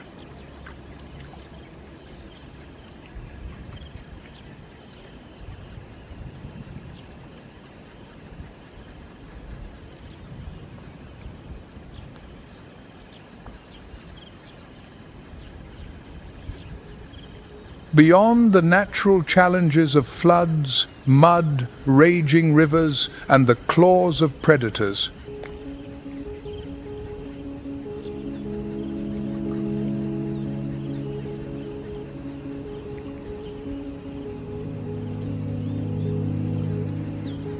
the wildlife now faces man-made threats.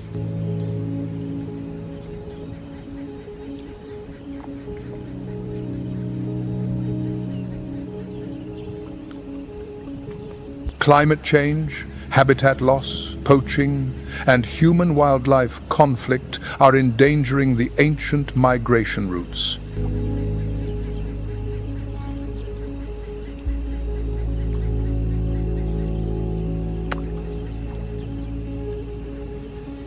Yet, amidst these challenges, conservation efforts have sparked hope, offering a chance for the savannah to continue its timeless rhythm.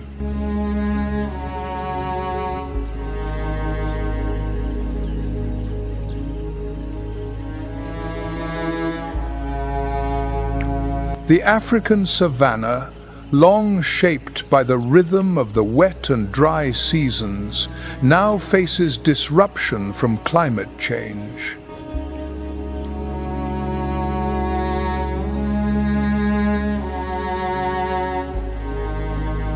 The rains, which once reliably revived the grasslands and filled the rivers, have become erratic.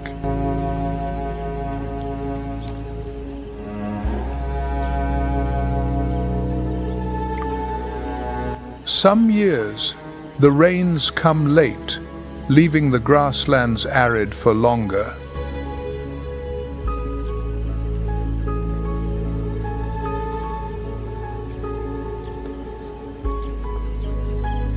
Prolonged, more intense floods turn rivers like the Mara or the Grumeti into deadly torrents, sweeping away thousands of animals.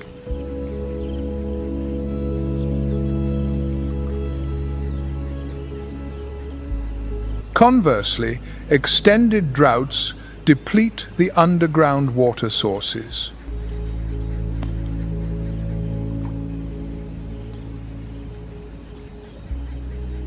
The rising temperatures also affect the smaller species like water birds and insects.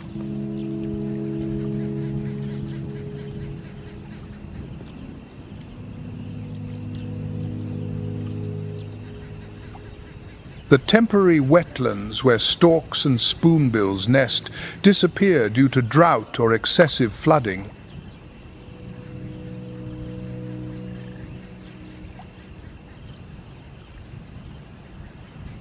Human expansion is one of the greatest threats to the migrations.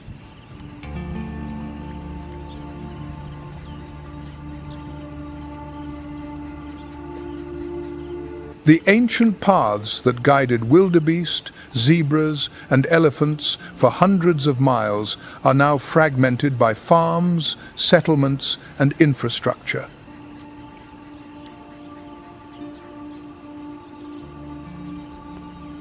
In parts of the Serengeti and Masai Mara, fences erected to protect agricultural land have blocked the passage of the herds.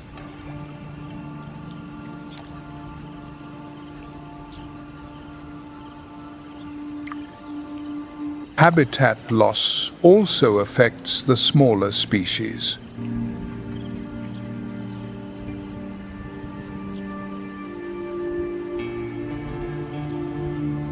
The wetlands where water birds breed are converted into farmland or industrial zones.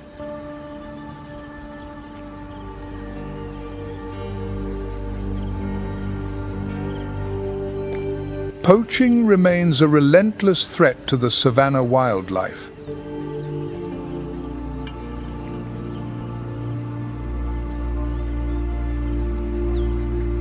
The African elephant, hunted for its ivory, is a target for poachers, drastically reducing its numbers in many areas.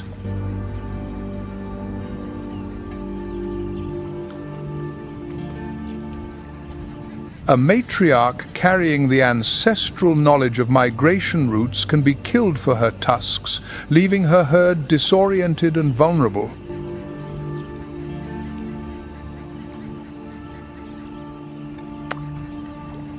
Predators like lions and cheetahs face similar risks.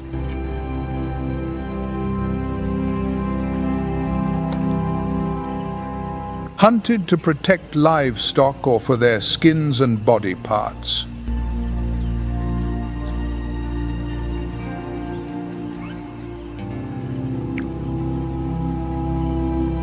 Human-wildlife conflict worsens the situation. When elephants or buffalo encroach on farmland in search of food, they are often killed for being a threat. Lions, hyenas, or cheetahs that attack livestock face retaliation with traps or guns.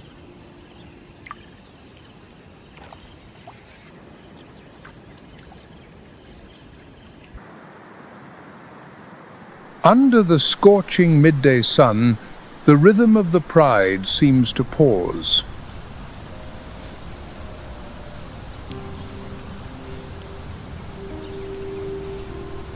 This is when the social order is most clearly expressed through rest.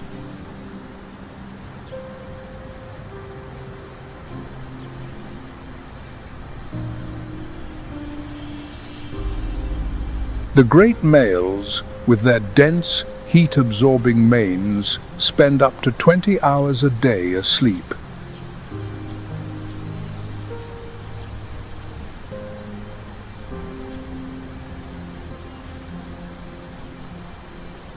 Their role is not to hunt, but to act as bodyguards, conserving energy for the vital battles to defend their territory.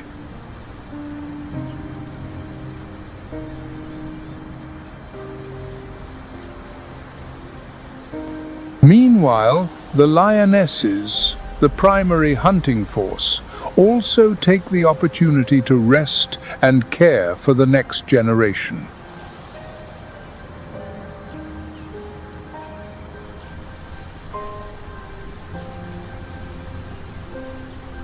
The cubs, though playful, must learn the first lesson of survival: stay quiet and never stray too far from their mother's sight.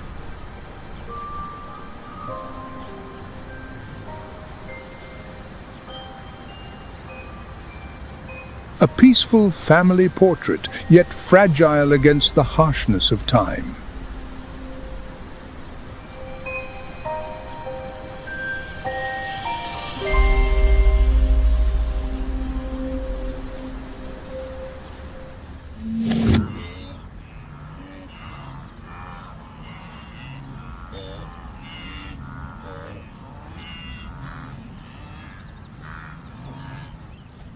As the sun spills its final rays, painting the savannah in crimson, the laws of the day come to an end.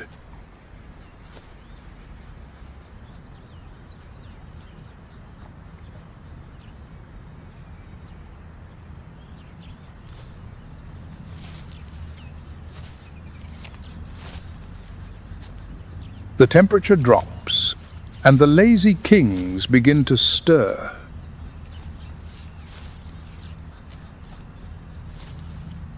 It is time to patrol.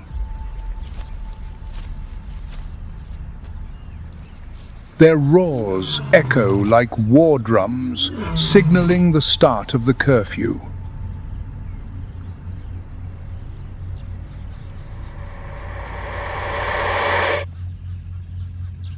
But tonight the wind carries a strange scent.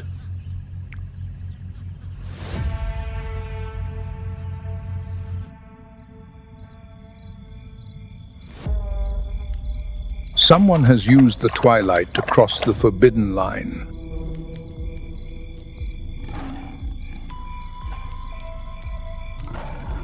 Three alpha males discover a young stranger in their territory, in the company of the pride's lionesses.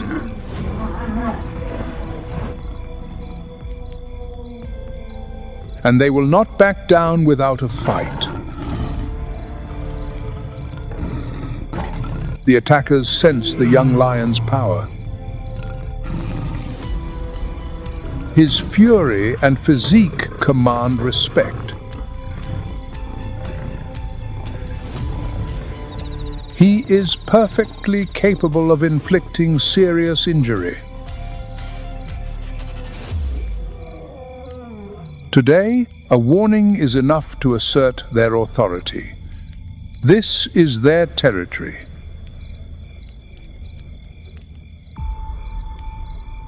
The lion from the grasslands has survived the ordeal, but his wounds could very well prove fatal. There is no time to recover.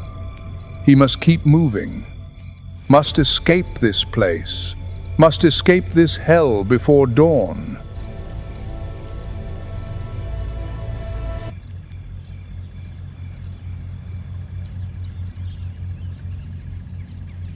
If the lion is a king who rules by strength and order, then in the undergrowth below there is an anarchist.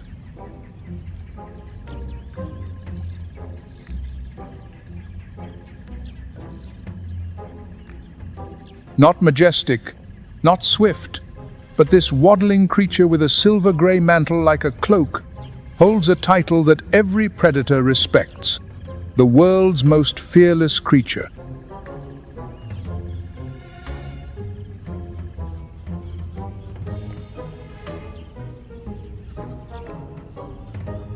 It is the honey badger. In the honey badger's biological dictionary, the fear center seems to have been completely overridden by innate aggression.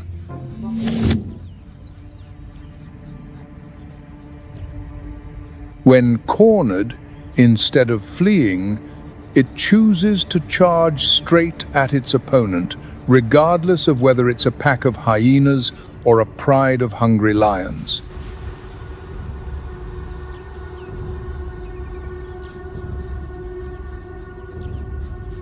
The secret to this insane confidence lies in its unique biological armor.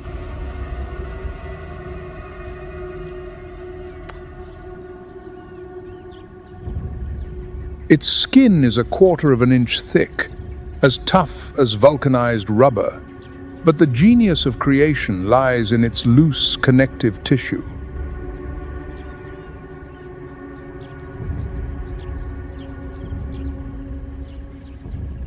This skin is not firmly attached to the muscle, but slides freely like an oversized coat.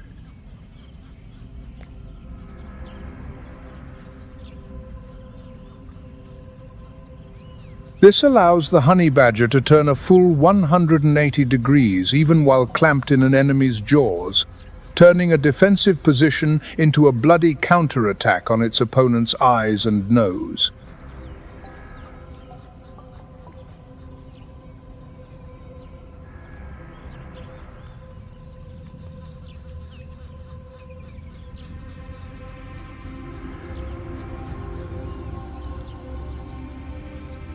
But the honey badger's true tenacity is best revealed through its deadly menu: venomous snakes.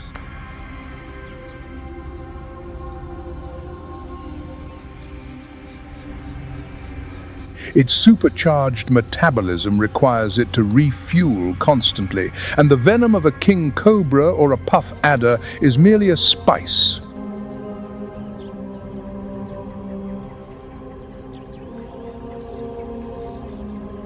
Even when bitten, and the neurotoxin begins to spread, paralyzing the respiratory system, the honey badger does not die.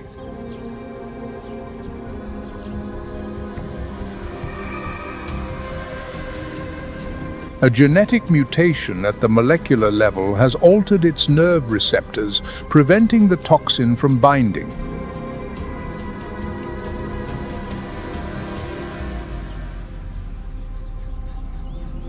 It simply faints, taking a short nap for its immune system to clear the toxins, then awakens to finish its interrupted meal as if nothing had happened.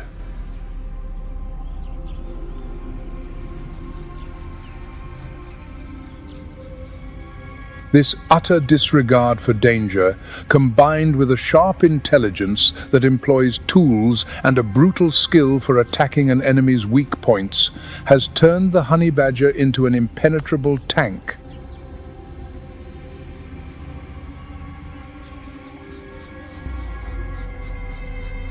It is the most vivid and defiant proof of nature's truth.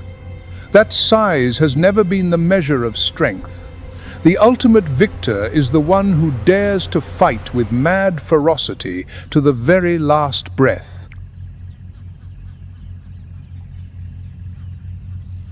In the Okavango Delta, where savannas merge with channels and scattered forests,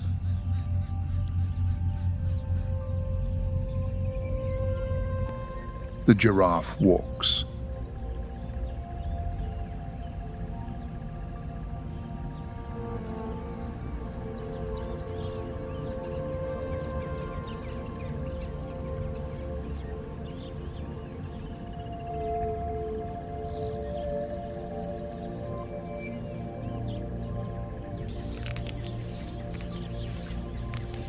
They are the tallest land animals on the planet, with males reaching up to 18 feet.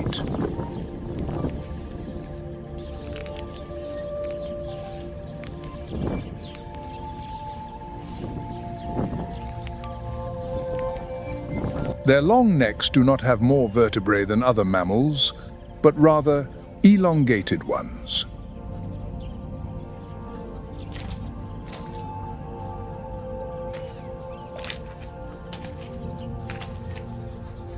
With agile, muscular tongues up to 18 inches long, they pluck leaves from among thorns.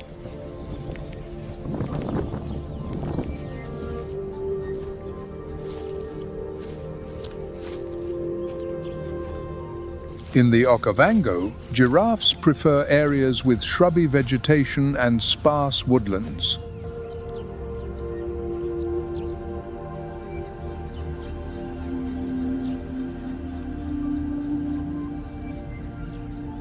Although they may appear solitary, they live in loose groups, often composed of females and their young.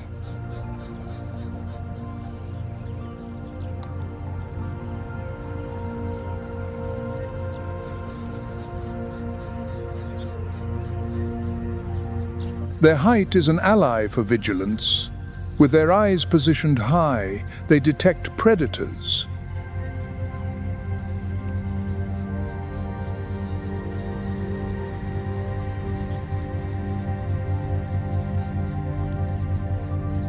In this ecosystem, the giraffe plays a crucial role.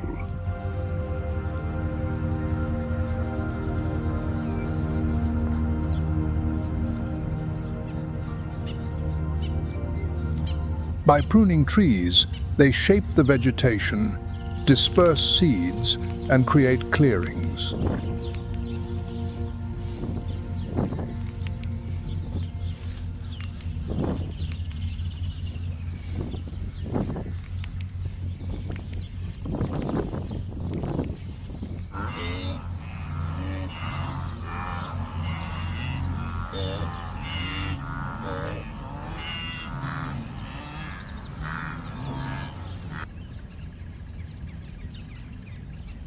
The blue wildebeest is one of the most prominent protagonists of the Okavango Delta.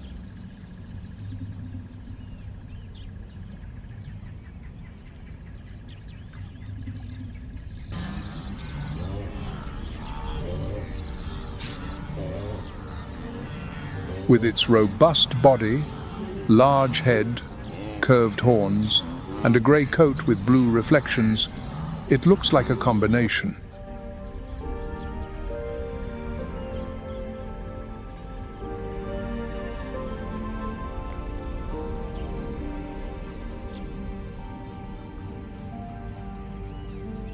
With speeds that can exceed 50 miles per hour, they are not only fast, but also resilient.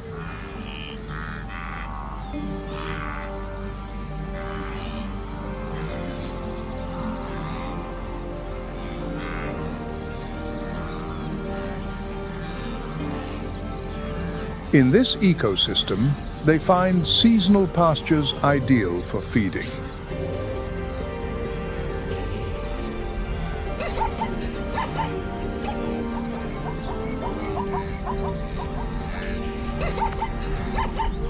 But what truly distinguishes the blue wildebeest is its migratory spirit.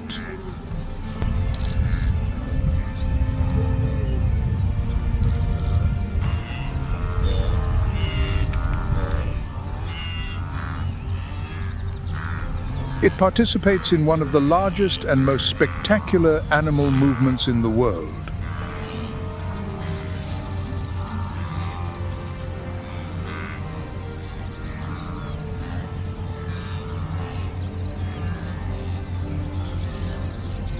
Although the core of this migration occurs further north in the Serengeti and Masai Mara,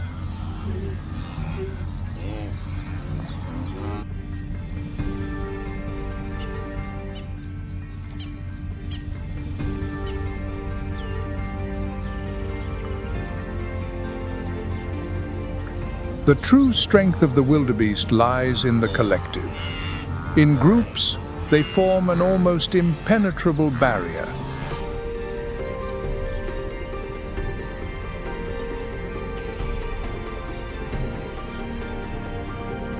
Wildebeest often congregate with other species like zebras and impalas.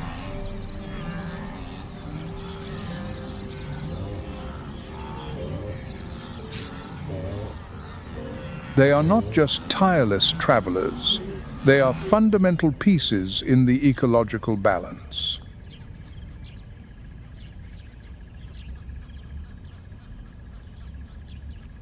Their movement in huge herds helps to keep the vegetation under control.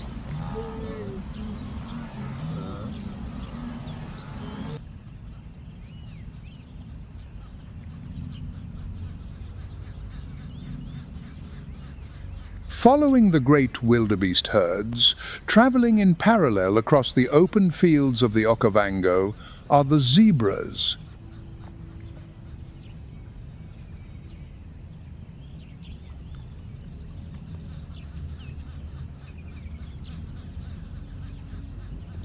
Together, these two species form a strategic partnership, increasing their chances against predators.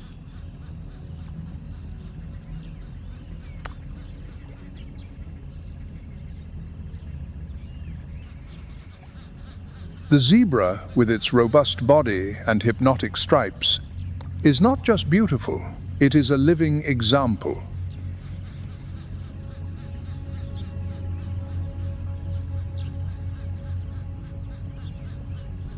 Each stripe pattern is unique, like a human fingerprint.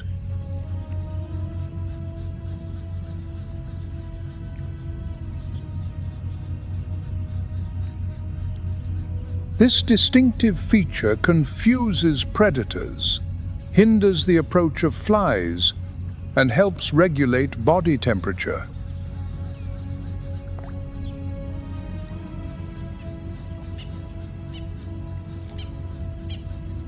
About 8 feet long and weighing up to 770 pounds, they have an imposing stature.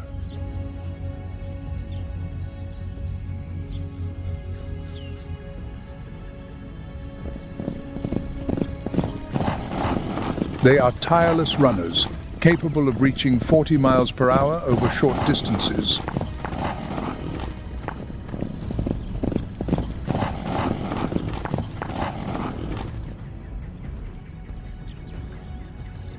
Zebras also have excellent sight and hearing, living in cohesive social groups led by a dominant stallion.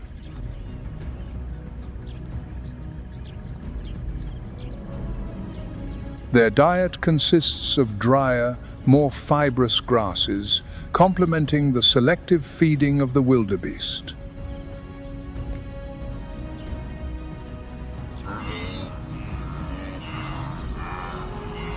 The great migrations of wildebeest and zebra are true tests of endurance and survival.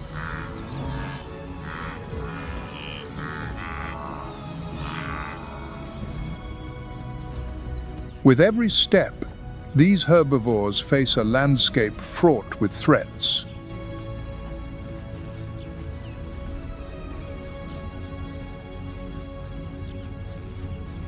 It is not enough to find fresh pastures, they must escape terrestrial predators.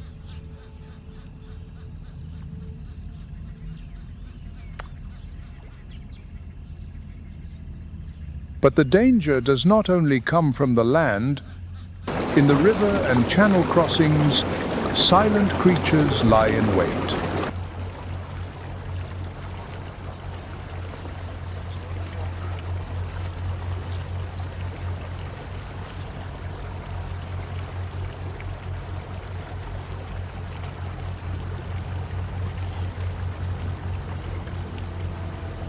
In the calm yet perilous waters of the Okavango Delta lurks one of the oldest predators.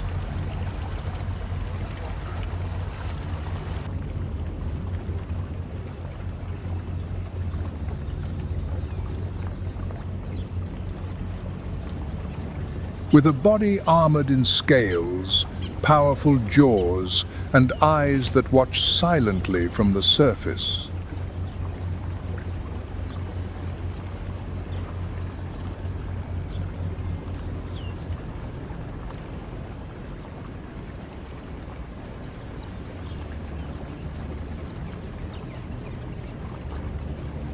Some individuals exceed 16.5 feet in length and can weigh more than 1,540 pounds.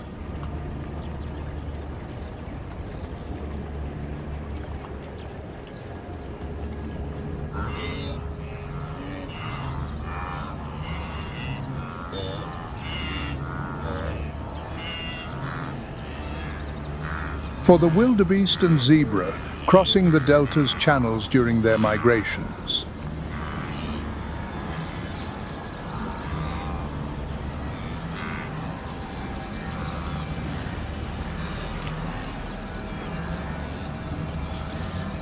River crossings are moments of extreme tension. Hundreds of animals gather at the water's edge.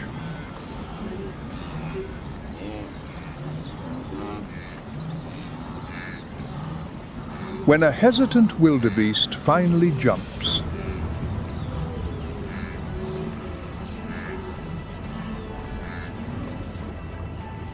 it is as if a switch is flipped.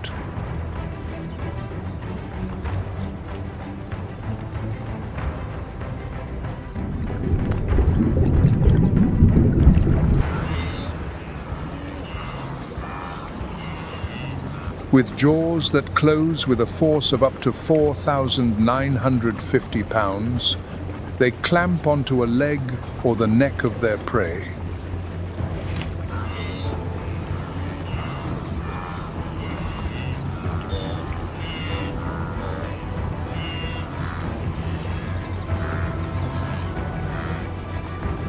There is no mercy nor an easy escape. Yet, paradoxically, this violence is an essential part.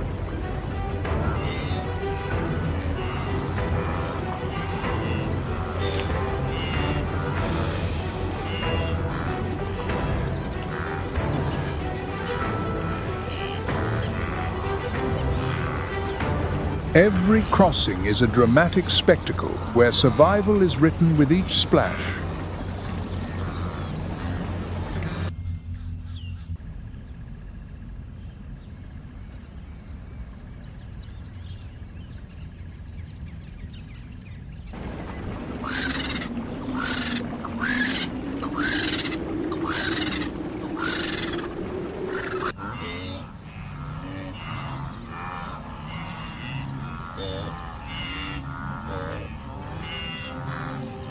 While wildebeest, zebras, hyenas, and wild dogs rely on the strength of numbers.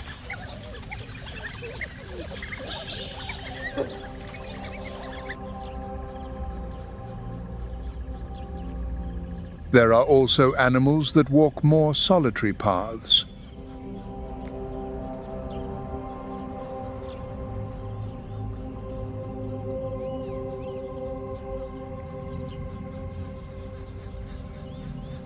But this solitude is not a sign of weakness, it is backed by something.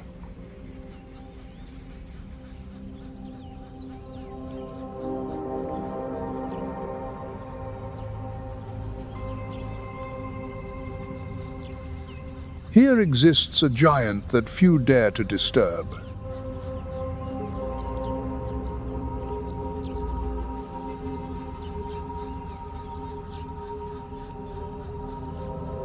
The rhinoceros is one of the most majestic and iconic presences.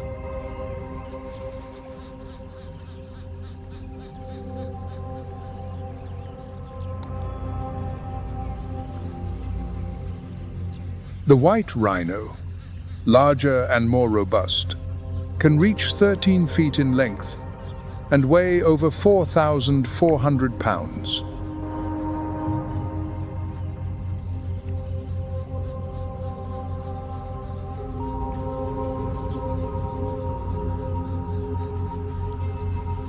Its wide mouth is adapted for grazing on grasses, its main food source.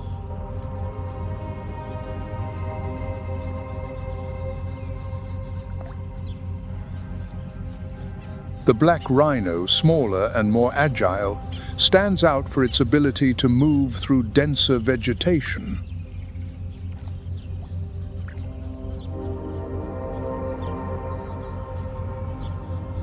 Both have thick, wrinkled skin that protects them from the intense sun and insects.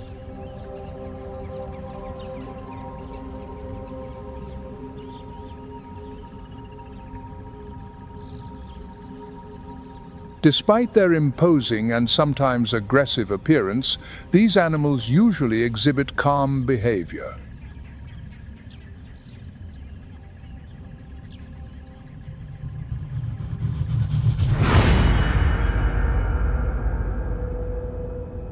However, when faced with danger, such as a predator or an intruder, they can be surprisingly fast.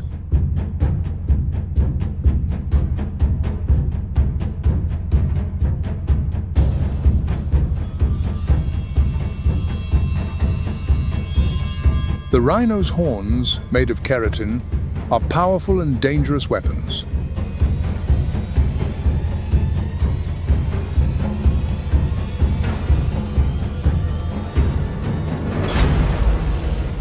Additionally, in territorial or mating disputes, the horns are used in violent clashes.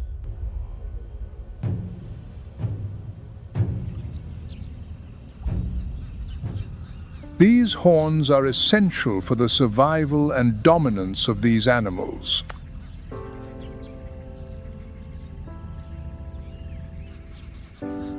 Their enormous footprints and heavy movements help shape the terrain.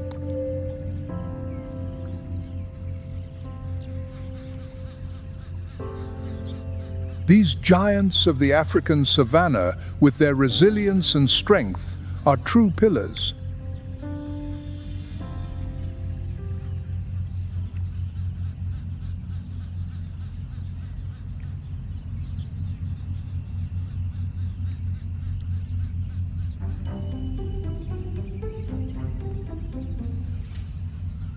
Other smaller and curious creatures are also resilient in the delta's fauna.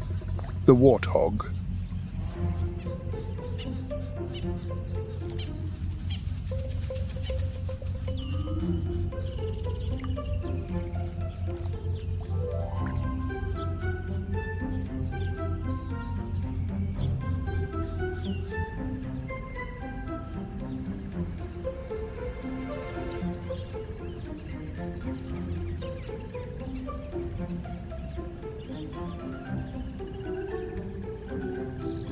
With its long, curved tusks protruding from its jaw, the warthog is a true symbol of adaptation.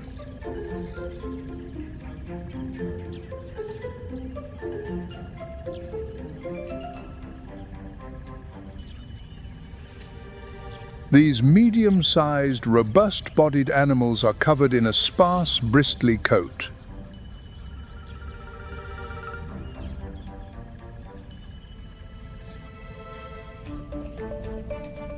Although they usually live alone or in small groups, their aggressive and territorial nature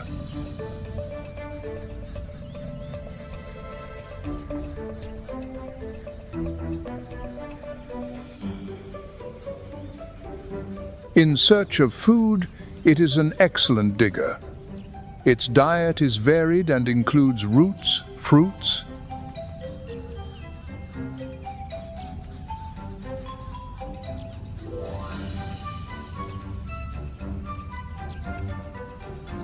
These feeding habits, combined with its ability to dig, help shape its surroundings.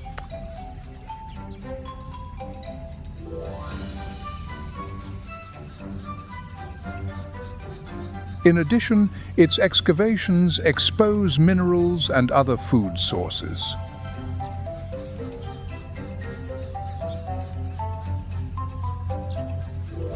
Despite its aggressive behavior when threatened, the warthog is largely a shy animal.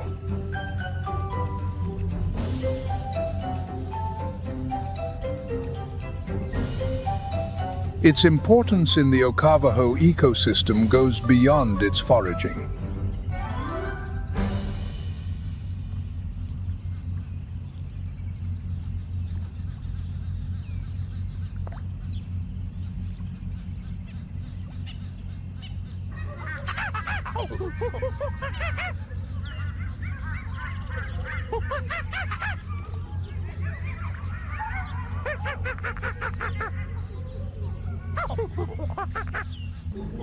In this challenging ecosystem, the baboon stands out as one of the most resourceful and adaptable residents.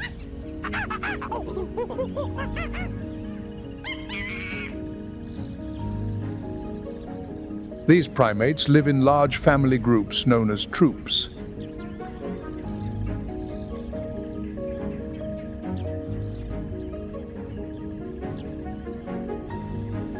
Each member has a role. Dominant males maintain order and protect the group.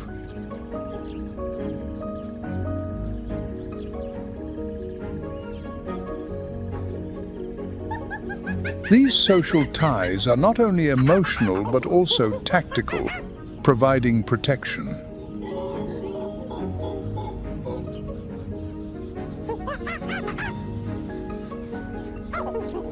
Baboons communicate in a remarkably complex way through a variety of vocalizations.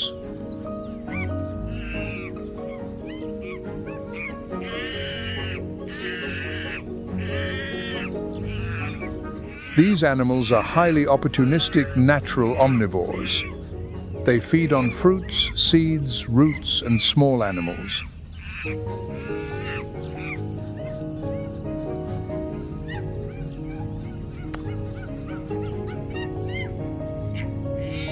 With their nimble fingers and watchful eyes, they scour the ground, lifting branches.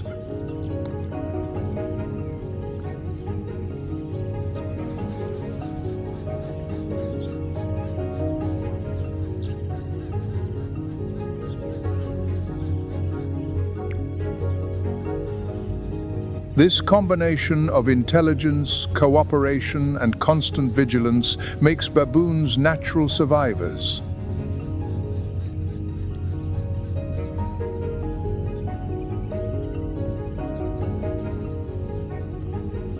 In the delta, baboons move skillfully between the riverine forests and the open plains.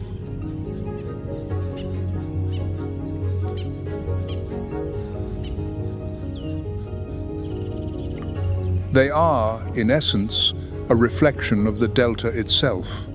Unpredictable, resilient, intense.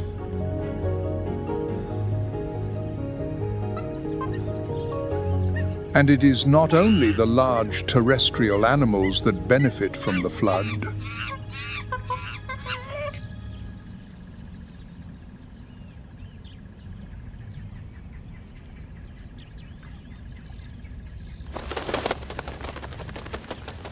The Okavango Delta is a paradise for water birds.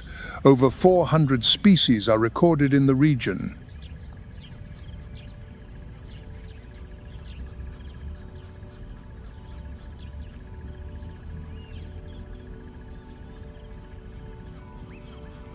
On the flooded banks and quiet channels of the delta, an elegant and ancient figure stands out.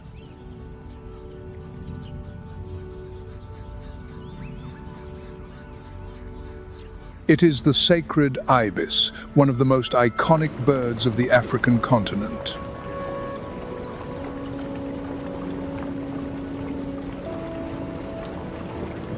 In this vibrant and dynamic setting, this bird finds the ideal environment to thrive.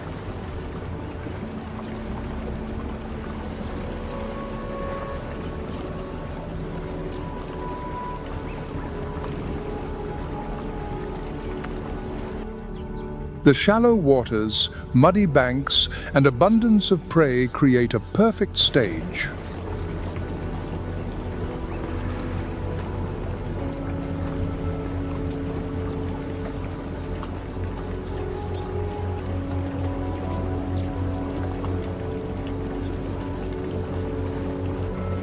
With slow, calculated steps, the ibis probes the mud blindly for crustaceans.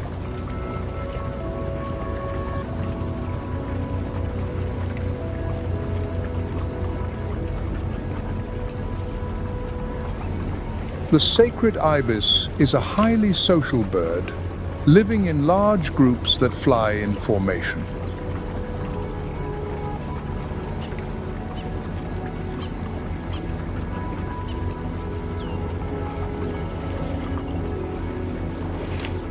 It builds its nests in trees near the water, forming large colonies with other water birds.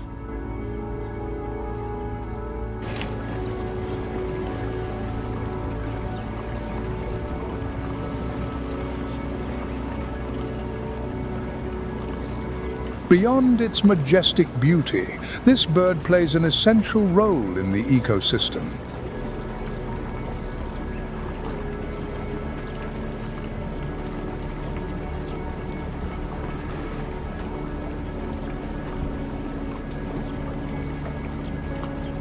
As a predator of small aquatic organisms, it helps maintain the balance and cleanliness of the waters.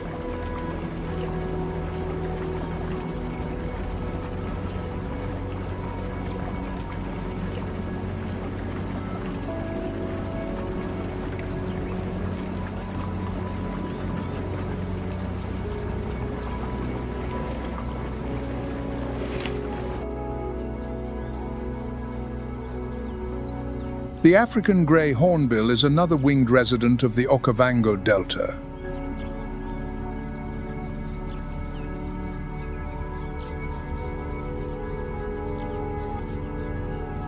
It is a bird with a long curved bill, known for its distinctive calls and social behavior.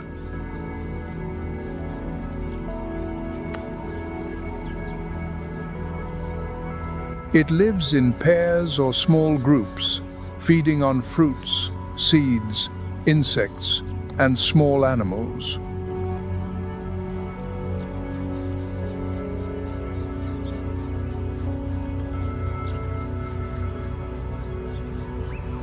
Its reproduction is remarkable.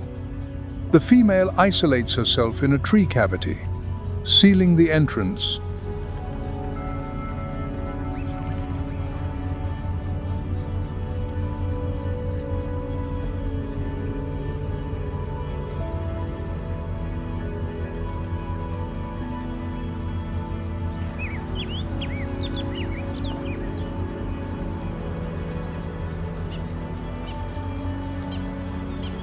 Among the vibrant colors and dramatic contrasts of the Okavango Delta, there is a bird that captures all eyes.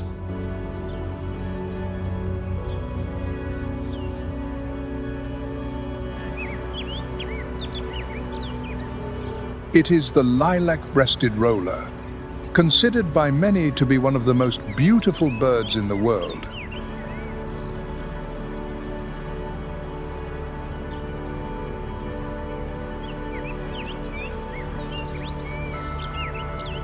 Its deep lilac chest blends with turquoise tones on its wings and mint green on its back.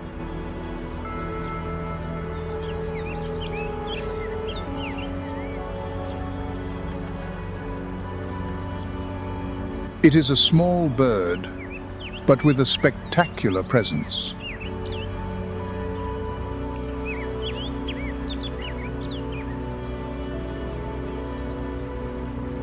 Despite its delicate appearance, the roller is an efficient hunter.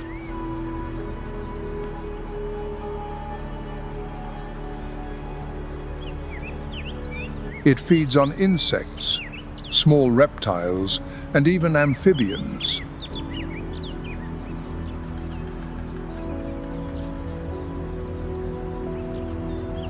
Its preference for open areas with scattered trees makes it a frequent sight.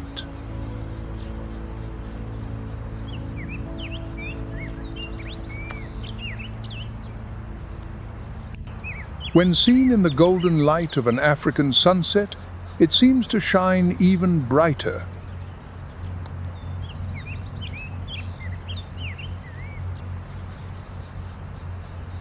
For many local cultures and visitors, spotting a lilac-breasted roller is a sign of good fortune.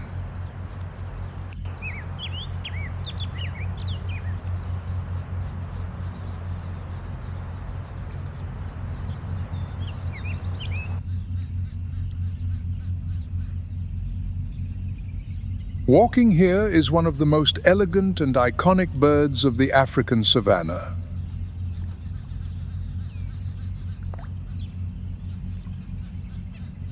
The crowned crane.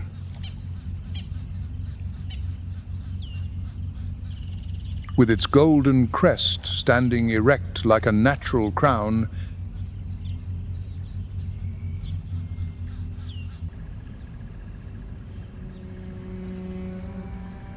this bird seems sculpted by nature itself.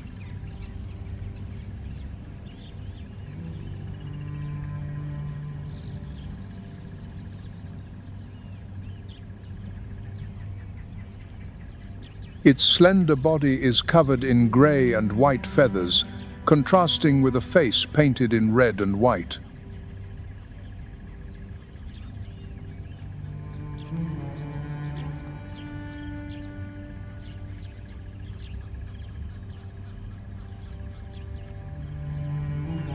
Living in pairs or small family groups, cranes move gracefully over the humid plains.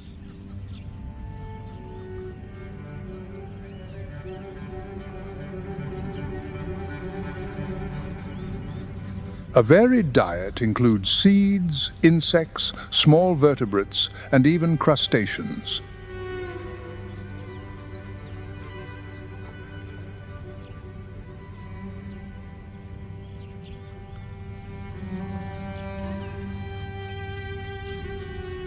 But perhaps its most captivating feature is its dance. During courtship, the crowned crane performs jumps.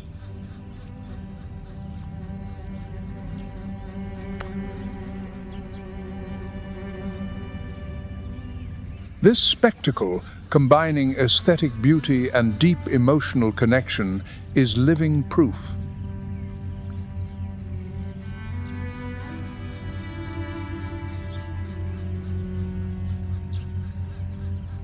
The crane is not just a visual spectacle, but also an essential component in maintaining the environment.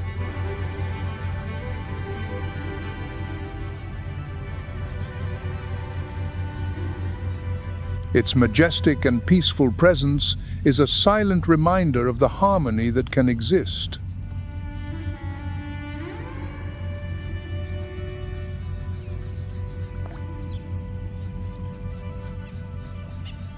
Amid the calm waters and winding channels of the delta, a curious and enigmatic figure attracts attention.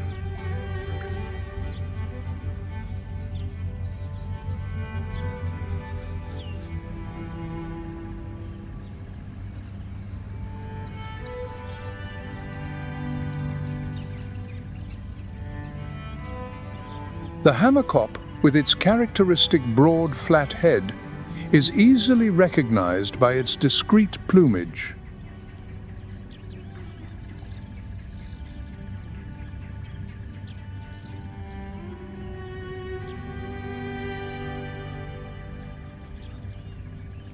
It feeds on fish, amphibians, and aquatic insects, and is famous for its ability to build massive nests.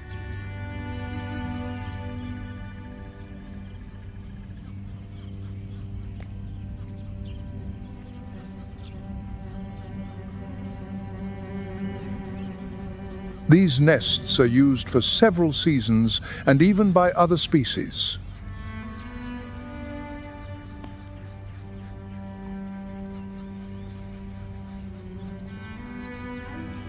In the arid yet vibrant heart of the Okavango Delta,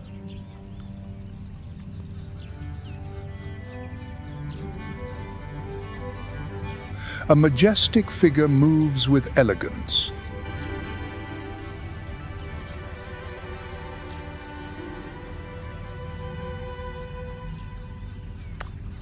The ostrich, the largest bird on the planet.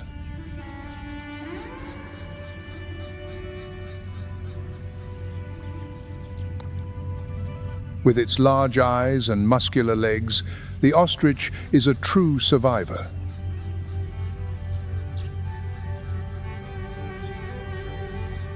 It does not fly, its wings are too small.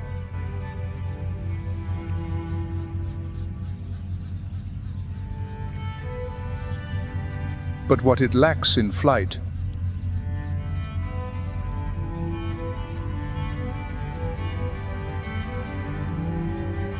it makes up for in speed.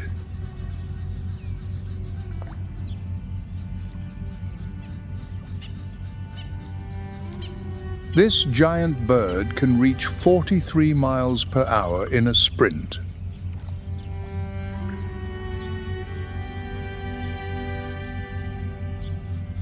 The Okavango ostrich is adapted to extreme temperatures and water scarcity.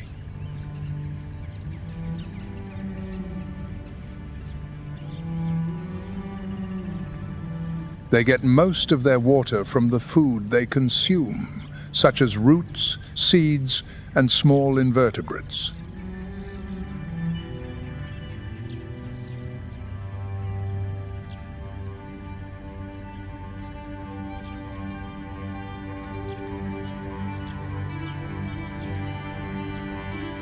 In groups, these birds develop an interesting social dynamic, where a dominant male often leads.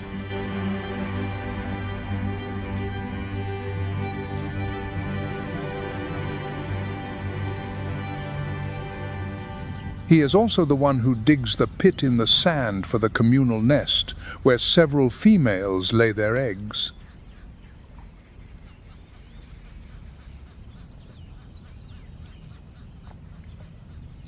In the Okavango ecosystem, the ostrich plays an important role as a seed disperser.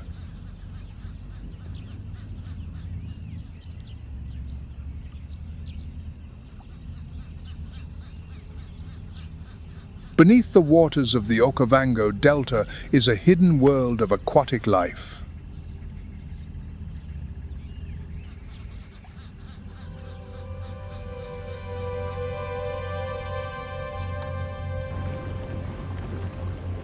This underwater environment is full of colors and shapes, creating a dance of light and shadow.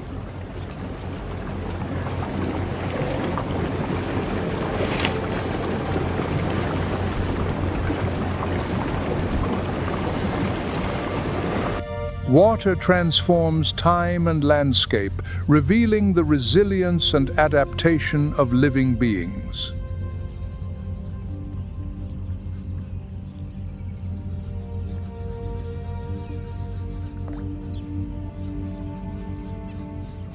Four months have passed since the first waters began their journey from the Angolan highlands.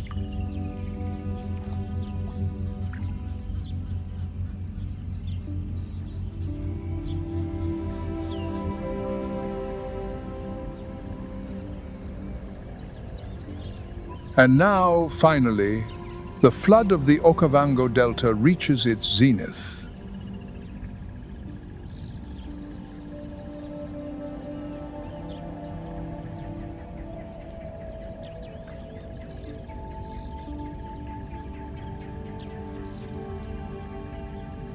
Millions of gallons of water have slowly poured onto the dry crust of the Kalahari, transforming what was once dust and cracks.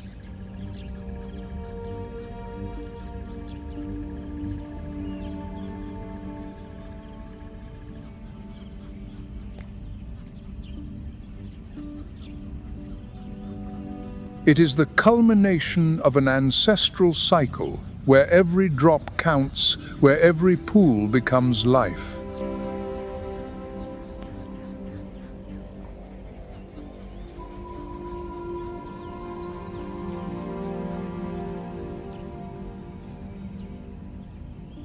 The hungry herds return, migratory birds land in flocks, and predators approach silently.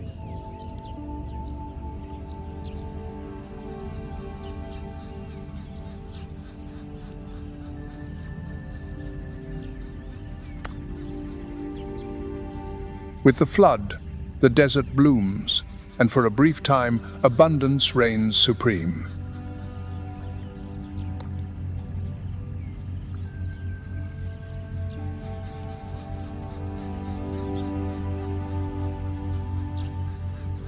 Here, the water does not flow to the sea. It stays, pulsing and transforming, creating one of the most vibrant ecosystems.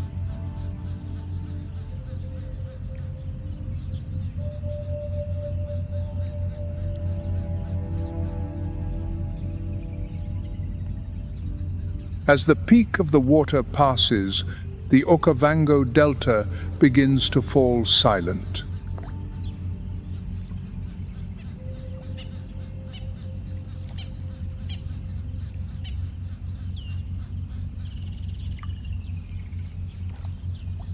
Gradually, the vibrant green gives way to dry yellows, and the clear channels shrink.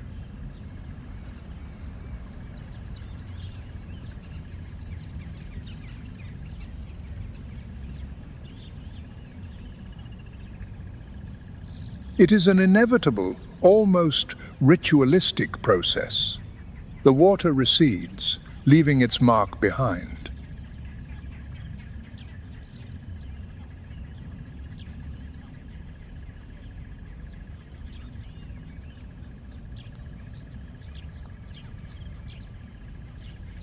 Water birds migrate, fish are trapped in temporary pools, and the struggle for survival returns.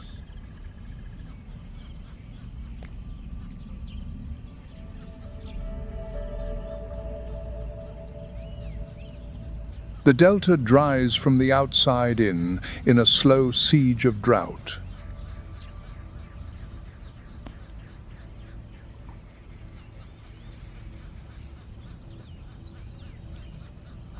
It is at this moment that the true nature of the Okavango is revealed.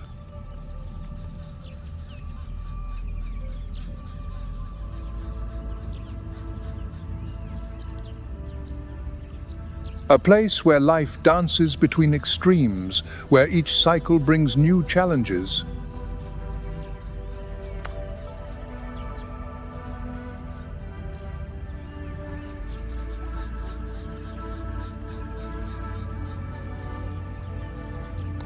The retreat of the water is not an end. It is merely the preparation for the next rebirth.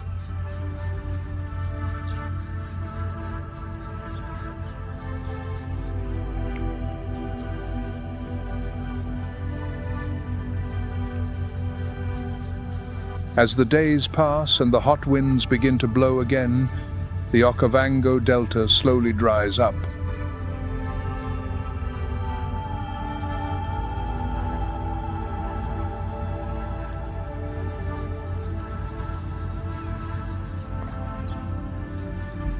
In the heart of the Kalahari, life does not stop. It just changes form, waiting for the next rains.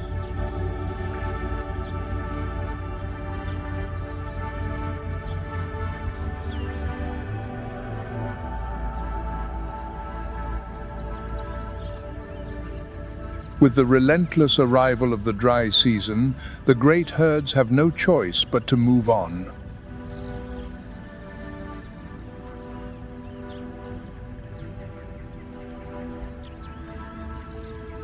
Each step raises dust and uncertainty, for not all will complete this journey.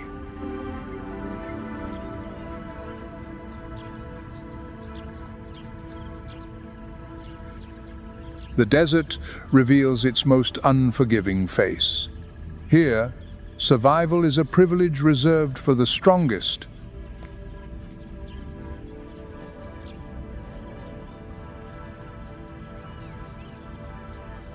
The few remaining waterholes become contested treasures, and tension hangs over every encounter.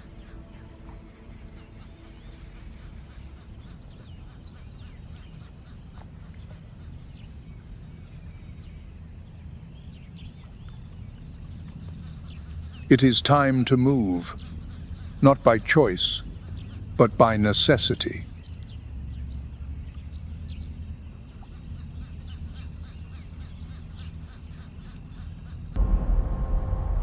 In a corner of the woodland, where light seldom reaches, a lioness lies on the dry grass, her body trembling after the exhausting ordeal of birth. Beside her, 3 newborn cubs.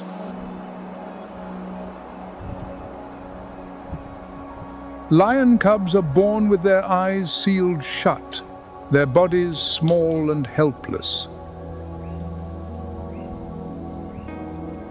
They cannot hunt or defend themselves.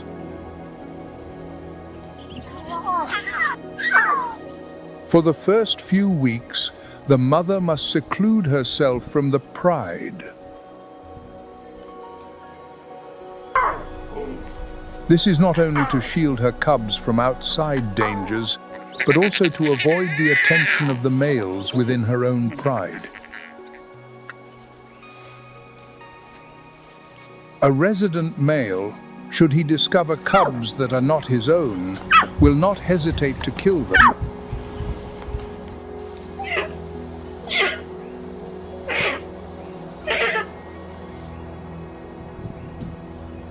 Not far from the lioness's hiding place, a hyena has caught the scent of fresh milk. Its eyes gleam in the darkness, each step slow, yet full of calculation. The lioness, with her sharp instincts, quickly senses the danger. As the hyena pokes its head into the thicket, the mother attacks with terrifying speed. A roar echoes through the area, sending the predator fleeing. This is the cub's first lesson. Life in the Serengeti is no place for the faint-hearted. The lioness rarely leaves her cubs during these first few weeks. Every moment, she must be alert to every sound, every movement. In the Serengeti, danger is a constant shadow, and this is just the beginning of their trials. At 6 weeks old, the cubs are finally old enough to leave the den and rejoin the pride with their mother. It is a crucial milestone on their journey to adulthood, as the wider world opens up before them for the first time. A pride of lions is not just a fortress, but also the cubs' first school. Every adult female in the pride acts as a guardian. They gently teach the young ones to recognize each other, to understand the language of growls and the signals of territory.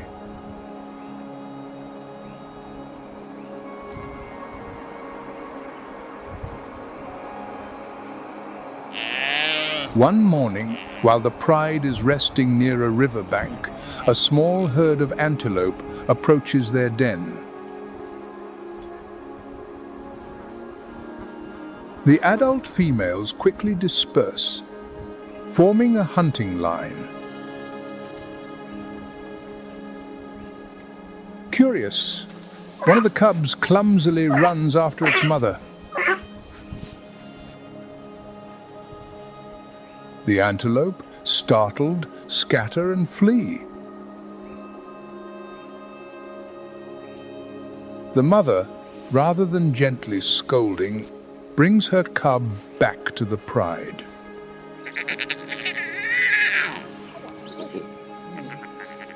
This is their first lesson in understanding that on the savannah, every action must be carefully calculated. Not all cubs adapt easily to the pride. Some are often ignored or even snapped at by the adults. This is nature's way of teaching them that patience and adaptability are vital for survival.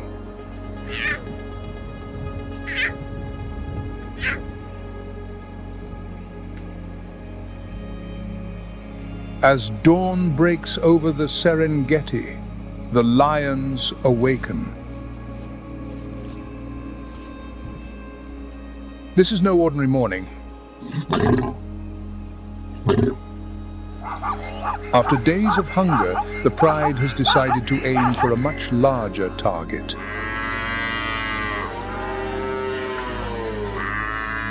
Weighing up to 1,500 pounds, the buffalo is no easy prey.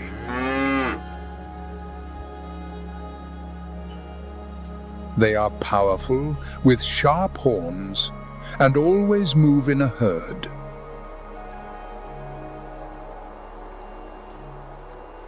From a distance, the pride's adult females begin to observe the buffalo herd. They do not rush to attack.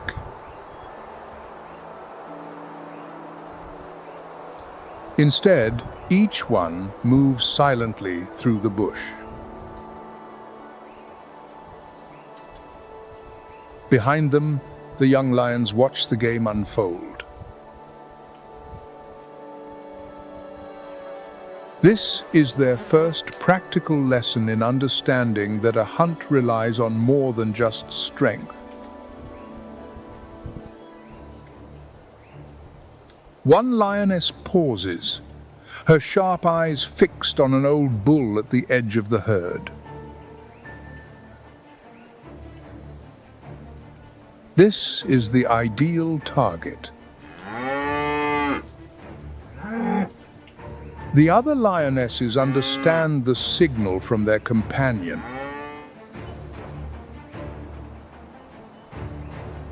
Each individual begins to move, forming a circle around the buffalo herd. One lioness takes the lead, bursting from the bush, sending the buffalo into a panic.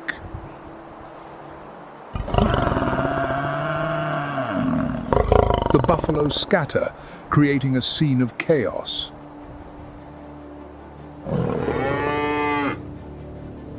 The pride quickly focuses on its target, the old bull now lagging behind.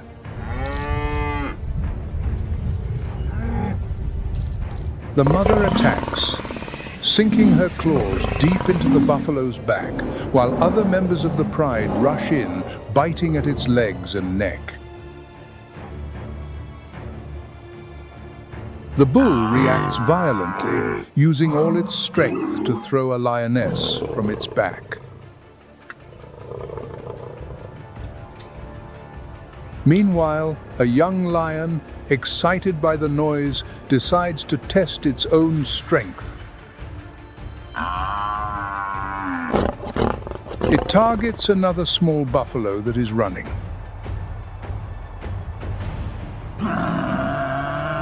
But with its inexperience and slow speed, it is quickly sent flying by a powerful kick from the buffalo. This is the young lion's first practical lesson in understanding that hunting relies not just on strength, but on coordination and precision. The old bull, despite its power and effort, is ultimately no match for the lion's perfect coordination. As the buffalo falls, the roars of the lions shatter the tense atmosphere. This is not just the sound of victory, but also a signal calling the cubs to share in the spoils. The cubs, though not directly involved in the hunt, are allowed to approach and feast. They bite and tear at the flesh, learning how to handle prey under their mother's strict supervision. For the young lions, this is not just a hearty meal, but a valuable lesson in coordination and patience. Although they rule the savannah, lions are not immune to threats, from both internal and external challenges.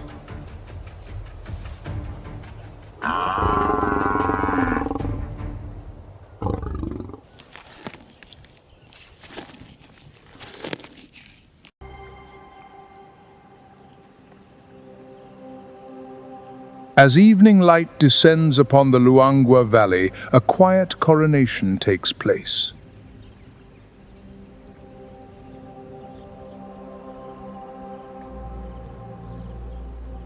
Without the need for a thunderous roar or the strength of a pride, the leopard ascends to dominance with effortless majesty.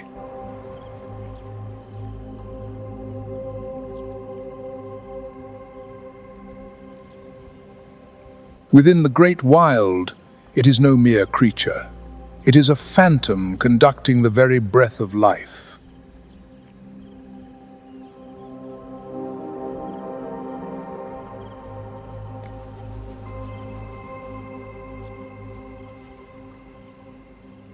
The leopard's domain is a kingdom of profound solitude.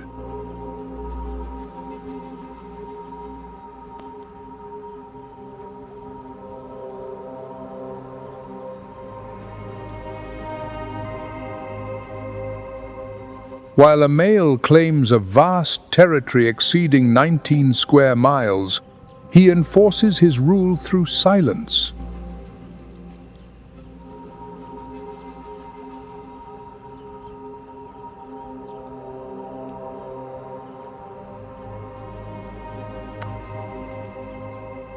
Direct confrontations are rare, for in an environment with no margin for error, a minor wound can be terminal.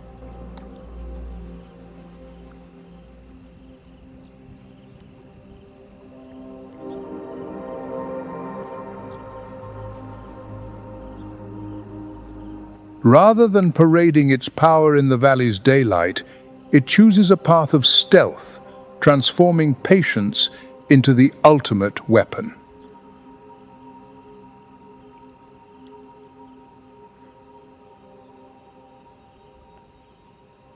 Beneath the searing sun, or within dappled leaves, the rosette coat is a masterpiece of natural concealment.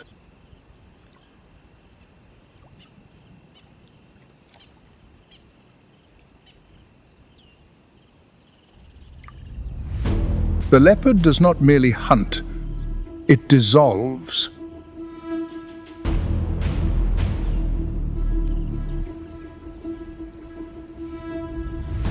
Lying as motionless as a mirage, 220 pounds of muscle and 6 feet of power are invisible to the prey.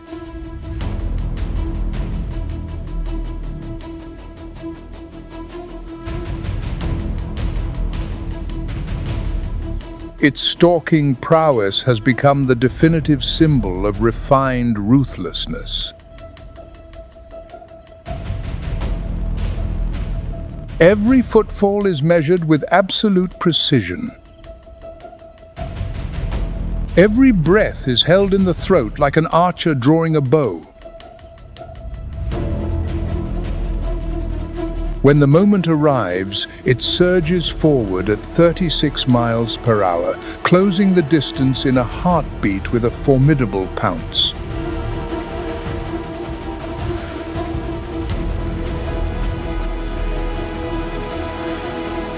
Once the leopard has secured its kill, it never leaves the prize upon the ground.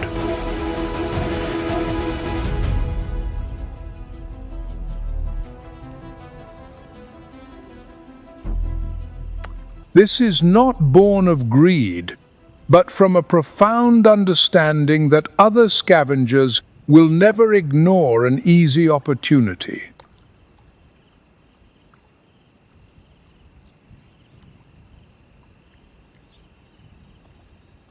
With its powerful frame, the leopard hauls the carcass high into the canopy to branches only it can easily reach.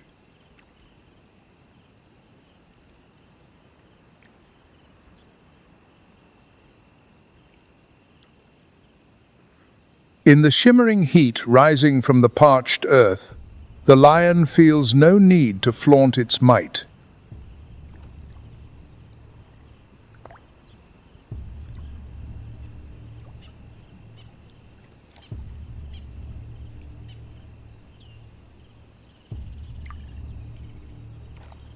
Its mere silence is enough to command caution across the entire savannah.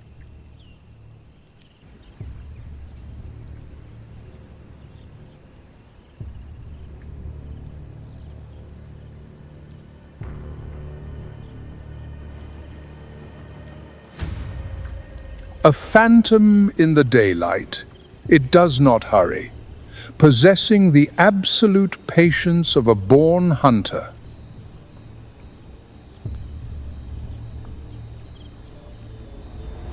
When the time comes, the stillness is shattered by a lethal burst of speed at 50 miles per hour.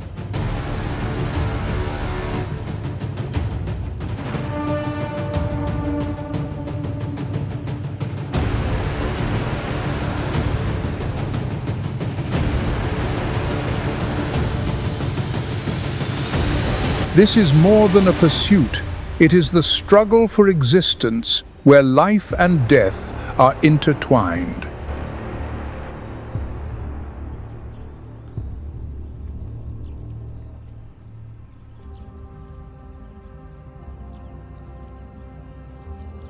The lion's journey did not begin on these sun-scorched grasses today, but hundreds of thousands of years ago.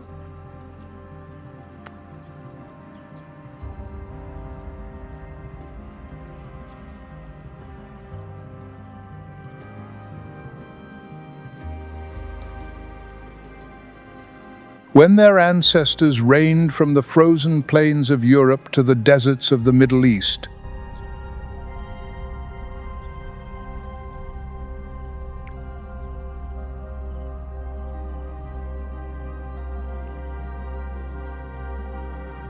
now their kingdom has contracted, and South Luangwa remains one of the last strongholds where the great cat's legacy still burns.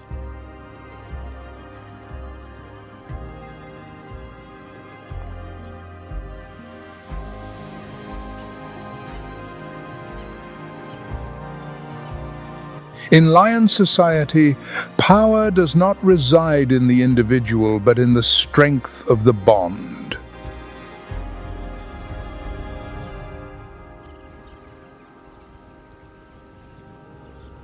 The lionesses are the soul, the very heartbeat of the pride.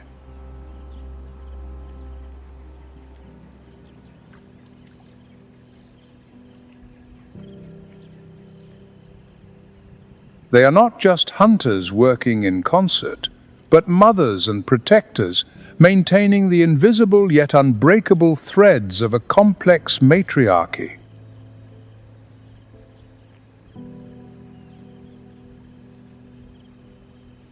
As Luangwa enters the dry season, the land sheds its green cloak to become a brutal arena.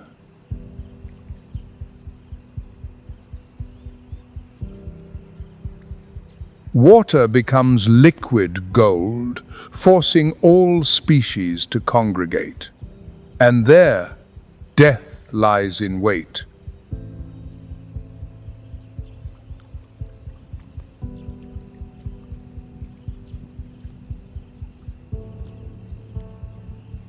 Survival in Luangwa demands senses that exceed our common understanding.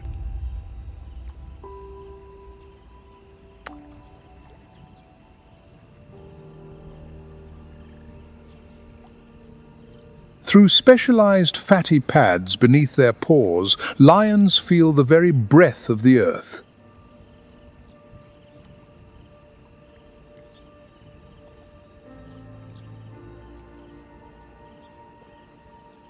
They hear the low-frequency vibrations of a rival's footfall or the thunder of storms dozens of miles away.